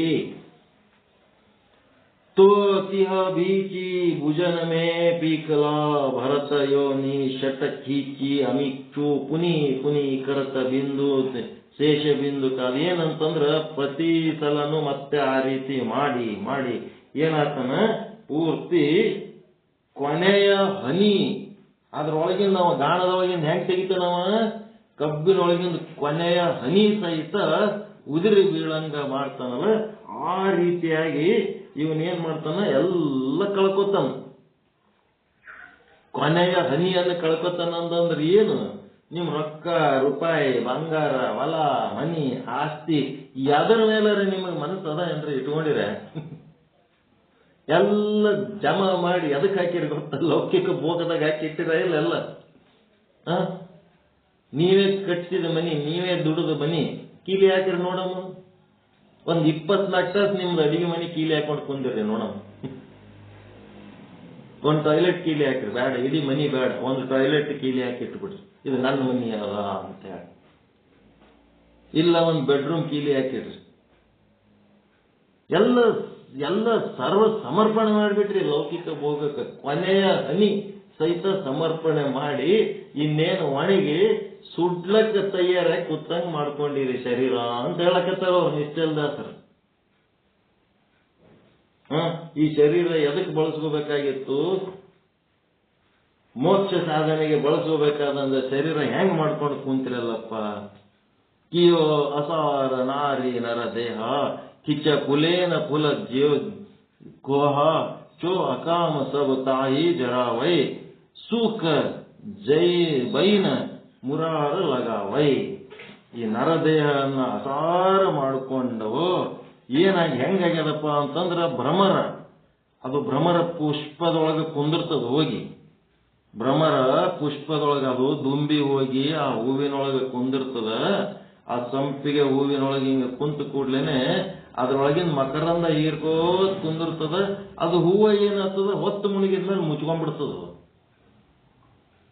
ಆ ಹೊತ್ತು ಮುಳುಗಿದ್ಮೇಲೆ ಮುಚ್ಕೊಂಡಿದ್ದು ಇದಕ್ಕೆ ಗೊತ್ತೇ ಆಗಂಗಿಲ್ಲ, ಸುತ್ತ ಕವರ್ ಆಗಿಬಿಡ್ತದ. ಅದಕ್ಕೆ ಗಾಳಿ ಆಡ್ಲಾರ್ದಂಗಾಗಿ ಅದೇನಾಗ್ತದ ಆ ಮಕರಂದ ಹೀರ ಒಂದು ಸಂತೋಷದೊಳಗ ಅದು ಹೀರ್ಕೋತ್ ಅಲ್ಲೇ ಸತ್ತು ಹೋಗ್ಬಿಟ್ಟಿರ್ತದ. ಮುಂಜಾನೆ ಅದು ಹೂವ ಮತ್ತೆ ಅರಳಿದಾಗ ಅದು ಹೆಣ ಆಗಿ ಹೊರಗೆ ಬೀಳ್ತದೆ. ಹಂಗ ಈ ಪೂಲಮೆ ಕಿಚ್ಚ ಅಂದ್ರೆ ಹೀರುವ ಮೂಲಕ ಏನಾಗ್ತದ ಪುಷ್ಪದೊಳಗಿನ ರಸ ಹೀನ ತ್ಯಾಗ ಮಾಡುವಂತೆ ಈ ನಿಷ್ಪ್ರಯೋಜಕ ಆತನ ಎಲ್ಲಾ ರೀತಿಯಲ್ಲಿಂತ ಏನಾಗ್ಬಿಡ್ತಾನ, ಒಂದ್ ರೀತಿ ಈ ಮನುಷ್ಯ ಈ ಲೌಕಿಕ ಭೋಗದೊಳಗ ನಿಷ್ಪ್ರಯೋಜಕ ವ್ಯಕ್ತಿಯಾಗಿ ಒಲೆಯಲ್ಲಿ ಇಟ್ಟು ಸುಡುವ ಸೌದೆಯಂತೆ ಆಗಿ ಕಟ್ಟಿಗೆ ಹೆಂಗ ಒಡಿಸ್ಕೊಂಡು ಸುಡ್ತದಲ್ಲ ಹಂಗ ಆಗ್ಬಿಡ್ತಾನೆ ನೀವು ಲೌಕಿಕ ಭೋಗದ ಬೆನ್ ಹತ್ತಿದವ ಅಂತ ಹೇಳಿ ಹೇಳಕತ್ತಾರ. ಎಲ್ಲ ರೀತಿಲಿಂತ ಅವನೇನಾಗ್ತಾನ ಅಯೋಗ್ಯ ಆಗಿಬಿಡ್ತಾನ. ನಾವೇನ್ ತಿಳ್ಕೊಂಡಿವಿ? ಯೋಗ್ಯ ಆಗೀವಿ ಅಂತ ತಿಳ್ಕೊಂಡಿವಿ. ಮನಿ ಕಟ್ತೀವಿ, ಮದುವೆ ಮಾಡ್ಕೊಂಡಿವಿ, ಮಕ್ಕಳು ಹಡ್ದೀವಿ, ಸಾಲಿ ಕಲ್ಸಿವಿ, ಎಲ್ಲ ದೊಡ್ಡ ಪ್ರಮಾಣದಾಗ ನಾವು ಬೆಳೆಸಿ ಕುಂತೀವಿ. ನಾವು ಯೋಗ್ಯ ಆಗೀವಿ ಅಂತ ತಿಳ್ಕೊಂಡು ಊರ್ ಮಂದಿ ಮುಂದೆಲ್ಲ ಹಾಂಗ್ ಮಾಡಿವಿ ಹಿಂಗ್ ಮಾಡಿವಿ ಅಂತ ಹೇಳ್ಕೊತ ಅಡ್ಡಾಡ್ತಿರ್ತೀವಿ. ಅದ್ರೊಳಗಿನ ಒಂದು 5 ಪೈಸೆನೇ ನಿಮ್ ಸ್ವಾತಂತ್ರ್ಯ ಇಲ್ಲ. ಏನಾರ ಅಧಿಕಾರ ಮಾಡ್ಲಕ್ ಬಾದ್ರೆ ಅಂತಂದ್ರೆ ಏನ್ ನಿನ್ ಸುದ್ದಿ ಅಂತಾರ. ಎಲ್ಲ ರೀತಿಲಿಂತ ಅಯೋಗ್ಯನಾಗಿ ಭಾರಿ ಯೋಗ್ಯನಂತೆ ಈ ಗೃಹಸ್ಥ ಜೀವನದೊಳಗ ಏನೋ ದೊಡ್ಡ ಸಾಧನೆ ಮಾಡಿವಂತೀರಿ. ಅದು ಏನು ನೀವು ಯೋಗ್ಯರಾಗಿಲ್ಲ. ಲೌಕಿಕ ಸಾಧನೆಯಲ್ಲಿ ಏನು ಮುಂದುವರೆದಿರಿ ಅದು ಎಲ್ಲ ಏನಾಗ್ಯದ ನಿಮ್ಮನ್ನ ಹೀರಿ ಹಿಂಡಿ ಹಿಪ್ಪಿ ಮಾಡಿ ನಿಮಗ ಈಗ ಒಣಗಿಸಿ ಸುಡ್ಲಕ್ ತಯಾರು ಮಾಡ್ಯದ ನಿಮ್ಮ ಲೌಕಿಕ ಭೋಗಾಸಕ್ತಿ ಅಂತ ಹೇಳಕತ್ತಾರ ಅಷ್ಟೇ. ಅದಕ್ಕೆ ಇವಾಗಾದ್ರೂ ನಾವು ಯುಕ್ತಿಯಿಂದ ಪ್ರಯತ್ನ ಪಟ್ಟು ಪರಮಾತ್ಮ ಅಂತ ಒಬ್ಬ ಇದ್ದಾನೆ, ಅವನು ಎಲ್ಲಾ ಕಡೆ ಅದಾನ, ಎಲ್ಲಾ ಕಡೆ ಇದ್ಮೇಲೆ ನನ್ನೊಳಗ್ನು ಅವನದಾನ, ನಾನು ಅವನ ಸ್ವರೂಪನೇ ಅದೀನಿ, ಅವನು ನನ್ನ ಸ್ವರೂಪನೇ ಅದಾನ ಅಂತೇಳಿ ಯುಕ್ತಿಲಿಂದ ಇದು ಪ್ರಯತ್ನ ಪಟ್ಟು ಸಾಧನೆ ಮಾಡ್ತಾ ಮಾಡ್ತಾ ಉಳಿದ ಆಯುಷ್ಯ ಶಕ್ತಿ ಸಾಮರ್ಥ್ಯವನ್ನಾದರೂ ನಾವು ಅದಕ್ಕಾಗಿ ಬಳಸಿದ್ರೆ ಈ ಜನ್ಮ ಸಾರ್ಥಕ ಆಗ್ತದ, ಆನಂದ ಹೊಂದುತ್ತೀವಿ. ನಮ್ಮ ಕರ್ತವ್ಯ ಅನ್ನೋದು ಏನೇನು ಇದ್ದಿದ್ದೇ ಇಲ್ಲ. ಕರ್ತವ್ಯ ಕರ್ತವ್ಯ ತಿಳ್ಕೆ ಮಾಡಿ ಎದಕ್ಕೆ ಕರ್ತವ್ಯ ಮಾಡ್ಬೇಕಾದ್ರು ಮಾಡೋದು ಬಿಟ್ಟು ಏನೋ ಕರ್ತವ್ಯ ಮಾಡಿ ಏನಾಗ್ಬಿಟ್ಟಿವಿ, ಯೋಗ್ಯರಾಗಿವೆ ಅಂತ ತಿಳ್ಕೊಂಡಿವಿ. ಅಯೋಗ್ಯತನನೇ ಯೋಗ್ಯತೆ ಎನ್ನಿಸುವುದು ಅವಿವೇಕಿಗಳಿಗೆ ಅಂತ ನಿಜಗುಣ ಶಿವಗಳು ಹೇಳ್ತಾರೆ. ದುಃಖವೇ ಸುಖವೆಂಬರು, ಮಲಿನವೇ ನಿರ್ಮಲವೆಂಬರು, ಅಶಕ್ತತವೇ ಶಕ್ತಿ ಎಂಬರು. ಹಿಂಗ ಅವಿವೇಕತನದಿಂದ ಹಿಂಗೆಲ್ಲ ಆಗ್ಯದ ಅಂತ ಹೇಳಿ 77ನೇ ದೋಹಾತನ ಬಂದೀವಿ. ಇದೇನ್ 90ನೇ ದೋಹಾತ ತನಕ ಏನ್ ಮಾಡ್ಯಾರ, ಬರೀ ಹೆಂಗಸರ ಮೇಲೆ ವಜ್ಜಿ ಹಾಕಿ ಬರ್ದದ ಇದು ಸಾಹಿತ್ಯ. ನೀವೇ ಓದ್ಕೋರಿ ಒಂದ್ ಸ್ವಲ್ಪ. ಬರೀ ಹೆಣ್ಮಕ್ಳ ಮೇಲೆ ಆರೋಪ ಮಾಡಿದ ಸಾಹಿತ್ಯ ಇದು 90ನೇ ಇದ್ರ ತನಕ. ಅದಕ್ಕೆ ಅವರು ಒಂದು ಮಾಯೆ ಎಂಬರು ಒಂದು ಮಾಯೆಯಲ್ಲ, ಹೆಣ್ಣು ಮಾಯೆ ಎಂಬರು ಹೆಣ್ಣು ಮಾಯೆಯಲ್ಲ, ಮಣ್ಣು ಮಾಯೆ ಎಂಬರು ಮಣ್ಣು ಮಾಯೆಯಲ್ಲ, ಗಂಡಿಗೆ ಹೆಣ್ಣು ಮಾಯೆ, ಹೆಣ್ಣಿಗೆ ಗಂಡು ಮಾಯೆ, ಗಂಡು ಮಾಯೆ ಎಂಬರು ಗಂಡು ಮಾಯೆಯಲ್ಲ. ಎದರದು ಮಾಯೆ? ಗಂಡಿಗೆ ಹೆಣ್ಣಿಗೆ ಇಬ್ಬರಿಗೆ ಅವರ ಮನದ ಮುಂದಣ ಆಸೆಯೇ ಮಾಯೆ ಕಾಣ ಗುಹೇಶ್ವರ. ಈ ಲೌಕಿಕ ಭೋಗದ ಆಸೆ ಏನದಲ್ಲ, ಈ ಆಸೆಯಿಂದ ನಾವು ಯಾವ ಪರಿಸ್ಥಿತಿ ಹೋಗಿ ಮುಟ್ಟುತ್ತೀವಿ, ನಮ್ಮ ಗತಿ ಏನಾಗ್ತದ ಅನ್ನೋದು ಚಂದ ಬಿಡಿಸಿ ಬಿಡಿಸಿ ಇಟ್ಟಾರ. ಅದನ್ನ ನಾವು ತಿಳ್ಕೋಬೇಕು. ಬರೀ ಹೆಣ್ಣು ಒಂದೇ ಜವಾಬ್ದಾರಿ ಇಲ್ಲ. ಯಾವ ಕಾರಣಕ್ಕೂ ಯಾವ ಹೆಣ್ಣು ಈ ರೀತಿ ಇಲ್ಲೇನು ಬರ್ದಾರ ಈ ರೀತಿಯಾಗಿ ಹೆಣ್ಣು ಇರಂಗಿಲ್ಲ. ಸುಳ್ಳು ಮಾತು. ಗಂಡನಿಂದ ಎಲ್ಲಾ ರಸ ಹೀರ್ತಾರ, ಹಂಗ್ ಮಾಡ್ತಾರ ಹಿಂಗ್ ಮಾಡ್ತಾರ. ಹೆಣ್ಣು ಬಂದಕ್ಕೆ ನಮ್ಮನ್ನು ಹುಡುಕೊಂಡು ಹೋಗಿ ಮದುವೆ ಮಾಡ್ಕೊಂಡದು ಏನು? ಗಂಡು ಹೋಗಿ ಮನಿ ಹೋಗಿ ಆ ಹೆಣ್ಣನ್ನು ಹಿಡ್ಕೊಂಡು ಮದುವೆ ಮಾಡ್ಕೊಂಡದ್ರಿ? ನಾವು ಹೋಗಿ ಅವ್ರಿಗೆ ಮಾಡ್ಕೊಂಡ್ ಬಂದೀವಿ. ಅವ್ರೇನ್ ಮಾಡ್ಯಾರ ನಮಗ? ಅವ್ರಿಗೆ ಏನೊಂದು ಪಾವು ಕ್ವಿಂಟಲ್ ಒಂದಿಟ್ಟು ಚಲೋ ಅಕ್ಕಿ ಬ್ಯಾಳಿ ಏನ್ರ ಕೊಡಿಸ್ಬಿಟ್ರಿ ಅಂತಂದ್ರ ಸುಮ್ಮ ಅಡಿಗೆ ಮಾಡ್ಕೊಂಡು ಉಂಡು ಒಂದ್ ಕಡೆ ಸುಮ್ಮ ಉಂಡು ಒಂದ್ ರೂಮ್ನಾಗ ಮಕ್ಕೊಂಡ್ಬಿಡ್ತಾರ. ಅವ್ರು ಏನು ನಿಮ್ ಕಡೆ ಲಕ್ಷ್ಯ ಕೊಡಲ್ಲ, ಏನೇನು ಇಲ್ಲ. ಅವ್ರಿಗೆ ಕಾಟ ಕೊಟ್ಟವ್ರು ಯಾರು? ನಿಮ್ಗೆ ಯಾರು ಕಾಟ ಕೊಟ್ಟಾರ? ಹೆಣ್ ಗಣಮಕ್ಳಿಗೆ ಏನಿಲ್ಲ. ಗಣಮಕ್ಳು ಹೆಣ್ಮಕ್ಳಿಗೆ ಕಾಟ ಕೊಡೋರು. ಇಲ್ಲೇನ್ ಮಾಡ್ಯಾರ? ನಿಶ್ಚಲದಾಸರು ದಾರಿ ತಪ್ಪಿರೋದು. ಬರೀ ಹೆಣ್ಮಕ್ಳಿಗೆ ಆರೋಪ ಮಾಡ್ಯಾರ. ಇದೆಲ್ಲ ಸಾಹಿತ್ಯ ಏನಿರ್ತದ, ಯಾವುದೇ ಒಂದು ಐಟಮ್ ತಗೊಂಡ್ರಿ ಅಂದ್ರೆ ಅದ್ರೊಳಗೆ ಕೆಲವೊಂದು ದೋಷಗಳು ಇರ್ತಾವ. ಆ ದೋಷ ದೊಡ್ಡದು ಮಾಡಬಾರ್ದು. ಆ ದೋಷ ದೊಡ್ಡದು ಮಾಡ್ಕೊಂಡು ಹೋಗ್ಬಾರ್ದು. ಈ ಕೈಪಲ್ಯ ತಗೊಂಡ್ಬಂದ್ಮೇಲೆ ಸೋಸಿಕೆ ಕಸ ಚೆಲ್ಲಿಕೆ ಪಲ್ಯ ತಗೋತಿರಿಲ್ಲ, ಹಾಂಗ ಇವೆಲ್ಲ ಏನದವ ಒಂದ್ ಕಡೆ ಬ್ಯಾಲೆನ್ಸ್ ಔಟ್ ಆಗ್ಯದ. ಇದು ಸಾಹಿತ್ಯ ಸರಿಗಿಲ್ಲ. ಆದರೂ ಸಹಿತ ನಾವು ಅದ್ರೊಳಗಿಂದ ಏನ್ ರಸ ತಗೋಬೇಕು ಅದು ತಗೋಬೇಕು. ಕೈಪಲ್ಯ ಸೋಸ್ಬೇಕಪ್ಪ. ಈಗ ಬರೋಬ್ಬರಿ ಸೋಸ್ಲಕತ್ತಿನೇ ಇಲ್ಲ ನಾನು ಕೈಪಲ್ಯ. ನನ್ಗೆ ಏನ್ ಬೇಕಾದ್ ತೊಳಕತ್ತಿನೇ ಇಲ್ಲ. ಏನ್ ಅಲ್ಲಿ ಇದ್ದಂಗೆ ಹೇಳ್ಬಿಟ್ಟೆ ಅಂದ್ರೆ ಮುಂದ್ ಕೂತವ್ರು ಯಾರು ಕೇಳಕ್ ಸಾಧ್ಯನೇ ಇಲ್ಲ. ವಾಕ್ಯಗಳಂತ ಬರ್ದಾರ ಅದ್ರ. ಈಗ ಒಂದ್ ತಿಂಗಳಾಯ್ತು ಎಲ್ಲ ಅಯೋಗ್ಯ ವಿಚಾರಗಳೇ ಬರ್ದಾರ ಅದ್ರ. 4 ಮಂದಿ ಕೂತ್ ಹೇಳಂತ ಪ್ರವಚನ ಅಲ್ಲವೇ ಅಲ್ಲ ಇದು. ಆದ್ರೂ ಅದ್ರೊಳಗೂ ನಮಗೇನ್ ಬೇಕು ಅದ್ರ ಸಾರ ತಗೋಬೇಕು. ನಾವು ಲೌಕಿಕ ಭೋಗ ಅಂತ ತಗೊಂಡು ಅದ್ರ ಬೆನ್ನ ಹಚ್ಚಾದ್ರೆ ಗಂಡ ಆದ್ರೇನು ಏನಾದ್ರೆ ಏನಾಗ್ತದ ನಮ್ಮ ಪರಿಸ್ಥಿತಿ ಅನ್ನೋದು ತಿಳ್ಕೋಬೇಕಷ್ಟೇ. ಓಕೆ, ಏನು ಉಪಯೋಗ ಅನ್ನಿಸ್ತು ಇವತ್ತಿನ ಪಾಠ?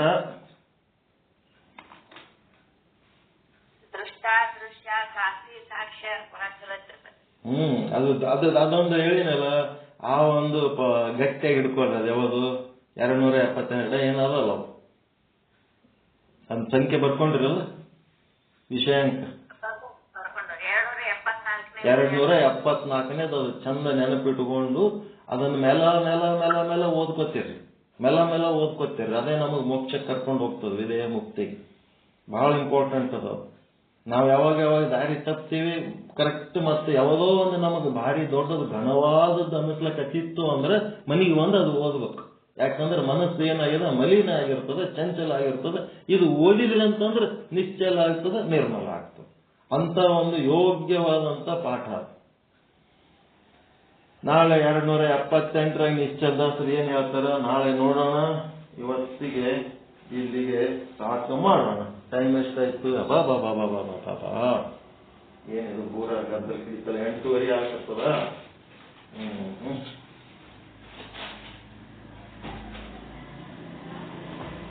ಇದೇ ಟೇಬಲ್ ಮೇಲೆ ಬೆಳತಾನೆ ಹಿಂಗೆ ಕೂತೀನಿ ನೋಡ್ರಿ, ಎಲ್ಲಿ ಹೋಗೇ ಇಲ್ಲ. ರಾತ್ರಿ ಕೂತ್ಕೊಂಡು ಹಿಂಗೆ ಕೂತೀನಿ ಇಲ್ಲೇ ಬರ್ಕೋಬೇಕು ಓದ್ಕೋಬೇಕು. ಏನ್ ನಿಧಿನೇ ಇದು.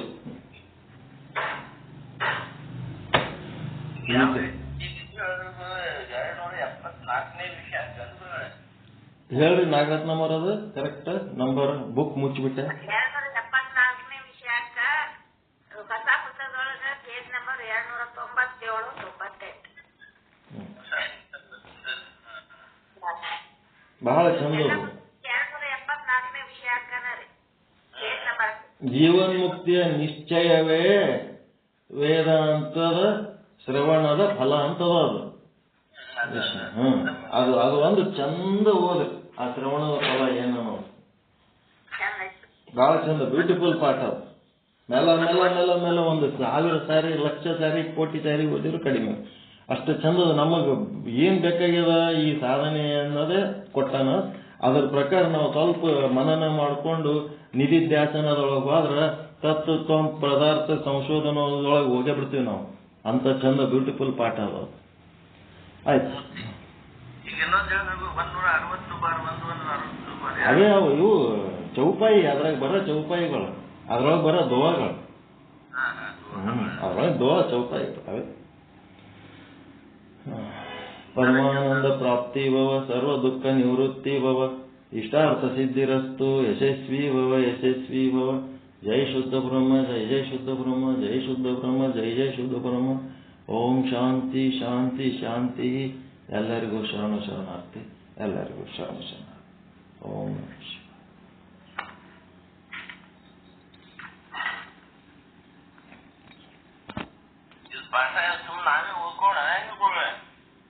ನೀವನು ಓದ್ಕೋರಿ, ನಾನು ಹೇಳ್ತೀನಿ.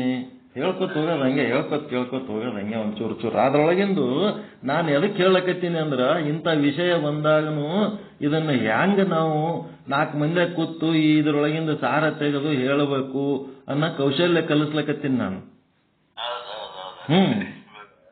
ಆ ದೋಹದೊಳಗೆ ಹೆಂಗದ ಅದೇ ಶಬ್ದಾರ್ಥಗಳು ಮಾಡಿಬಿಟ್ಟೇವಂತಂದ್ರ ಯಾರು ಮುಂದೆ ಕೂತು ಕೇಳಕ್ಕ ಮನಸ್ಸು ಬರಲ್ಲ. ಅದ್ರೊಳಗಿಂದ ಪರಿಣಾಮ ಏನಾಗ್ತದ, ಆ ರೀತಿ ನಮ್ ಜೀವನ ಮಾಡ್ಕೊಂಡೇವಂತಂದ್ರ ಅಲ್ಲಿ ಏನ್ ಕೊಟ್ಟಾರ ಡಿಸ್ಅಡ್ವಾಂಟೇಜಸ್, ಏನೇನ್ ಸಮಸ್ಯೆಗಳಾಗ್ತಾವ ಈ ಲೌಕಿಕ ಭೋಗದಿಂದ ಅನ್ನೋದು ಕೊಟ್ಟಾರ.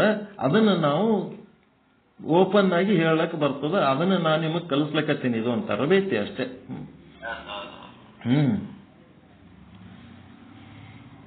ಓಕೆ, ನಮಸ್ಕಾರ ಎಲ್ಲರಿಗೂ.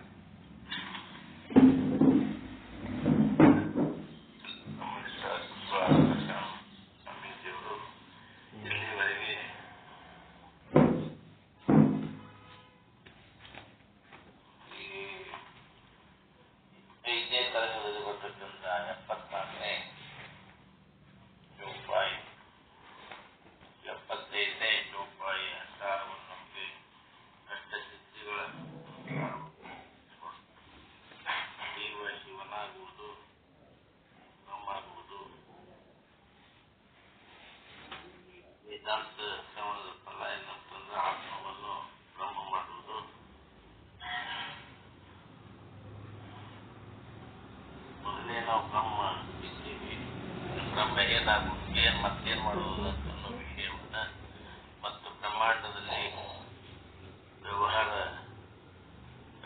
ಸತ್ಯಗಳನ್ನೆಲ್ಲ ನಾವು ಅಂತ ಹೇಳಿ ನೋಡ್ತೀವಿ. ಮತ್ತೆ ಅದನ್ನ ನೋಡುವುದು ಸಾಕ್ಷಿ ಅಂತೇಳಿ. ಮತ್ತು ಜ್ಞಾನಿ ಕಣ್ಣಿಗೆ ಅದು ಬ್ರಹ್ಮನೇ ಅದ, ಅಜ್ಞಾನಿ ಕಣ್ಣಿಗೆ ಮಾತ್ರ ಅದು ನಾಮರೂಪದಲ್ಲೇ ನೋಡ್ತಾನೆ. ಅಂತಃಕರಣದಲ್ಲಿ ತೋರುವಂತಹ ಪದಗಳು ಬ್ರಹ್ಮನಲ್ಲಿ ಏನೂ ಇಲ್ಲ. ಬ್ರಹ್ಮಾಂಡ ಪಿಂಡಾಂಡ ಕುಡಿತಕ್ಕ ಮಾತ್ರ ಜಗತ್ತಾಗಿದೆ. ಈ ಬ್ರಹ್ಮಾಂಡ ಪಿಂಡಾಂಡ ಆಕಾಶದ ಕುಸುಮಗಳಿದ್ದಾಗ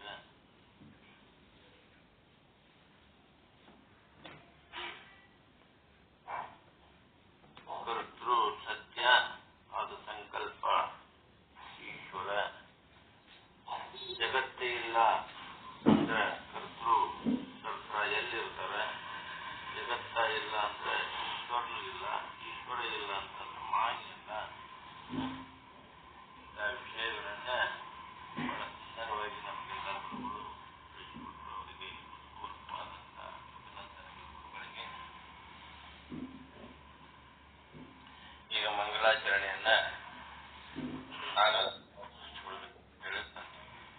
ಓಂ ಪೂಜ್ಯಾಯ ಸಾಧು ನಿಶ್ಚಲದಾಸಾಯ ಸನಾತನ ಧರ್ಮ ಸಮನ್ವಯ ಜ್ಞಾನ ಭಾರತಿ ಸಾಹಿತ್ಯ ಸಾಮ್ರಾಟತಾಯ ಶ್ರೀ ವಿಚಾರ ಸಾಗರ ವೃತ್ತಿ ಪ್ರಭಾಕರಾದಿ ಪ್ರೌಢ ಪ್ರೌಢ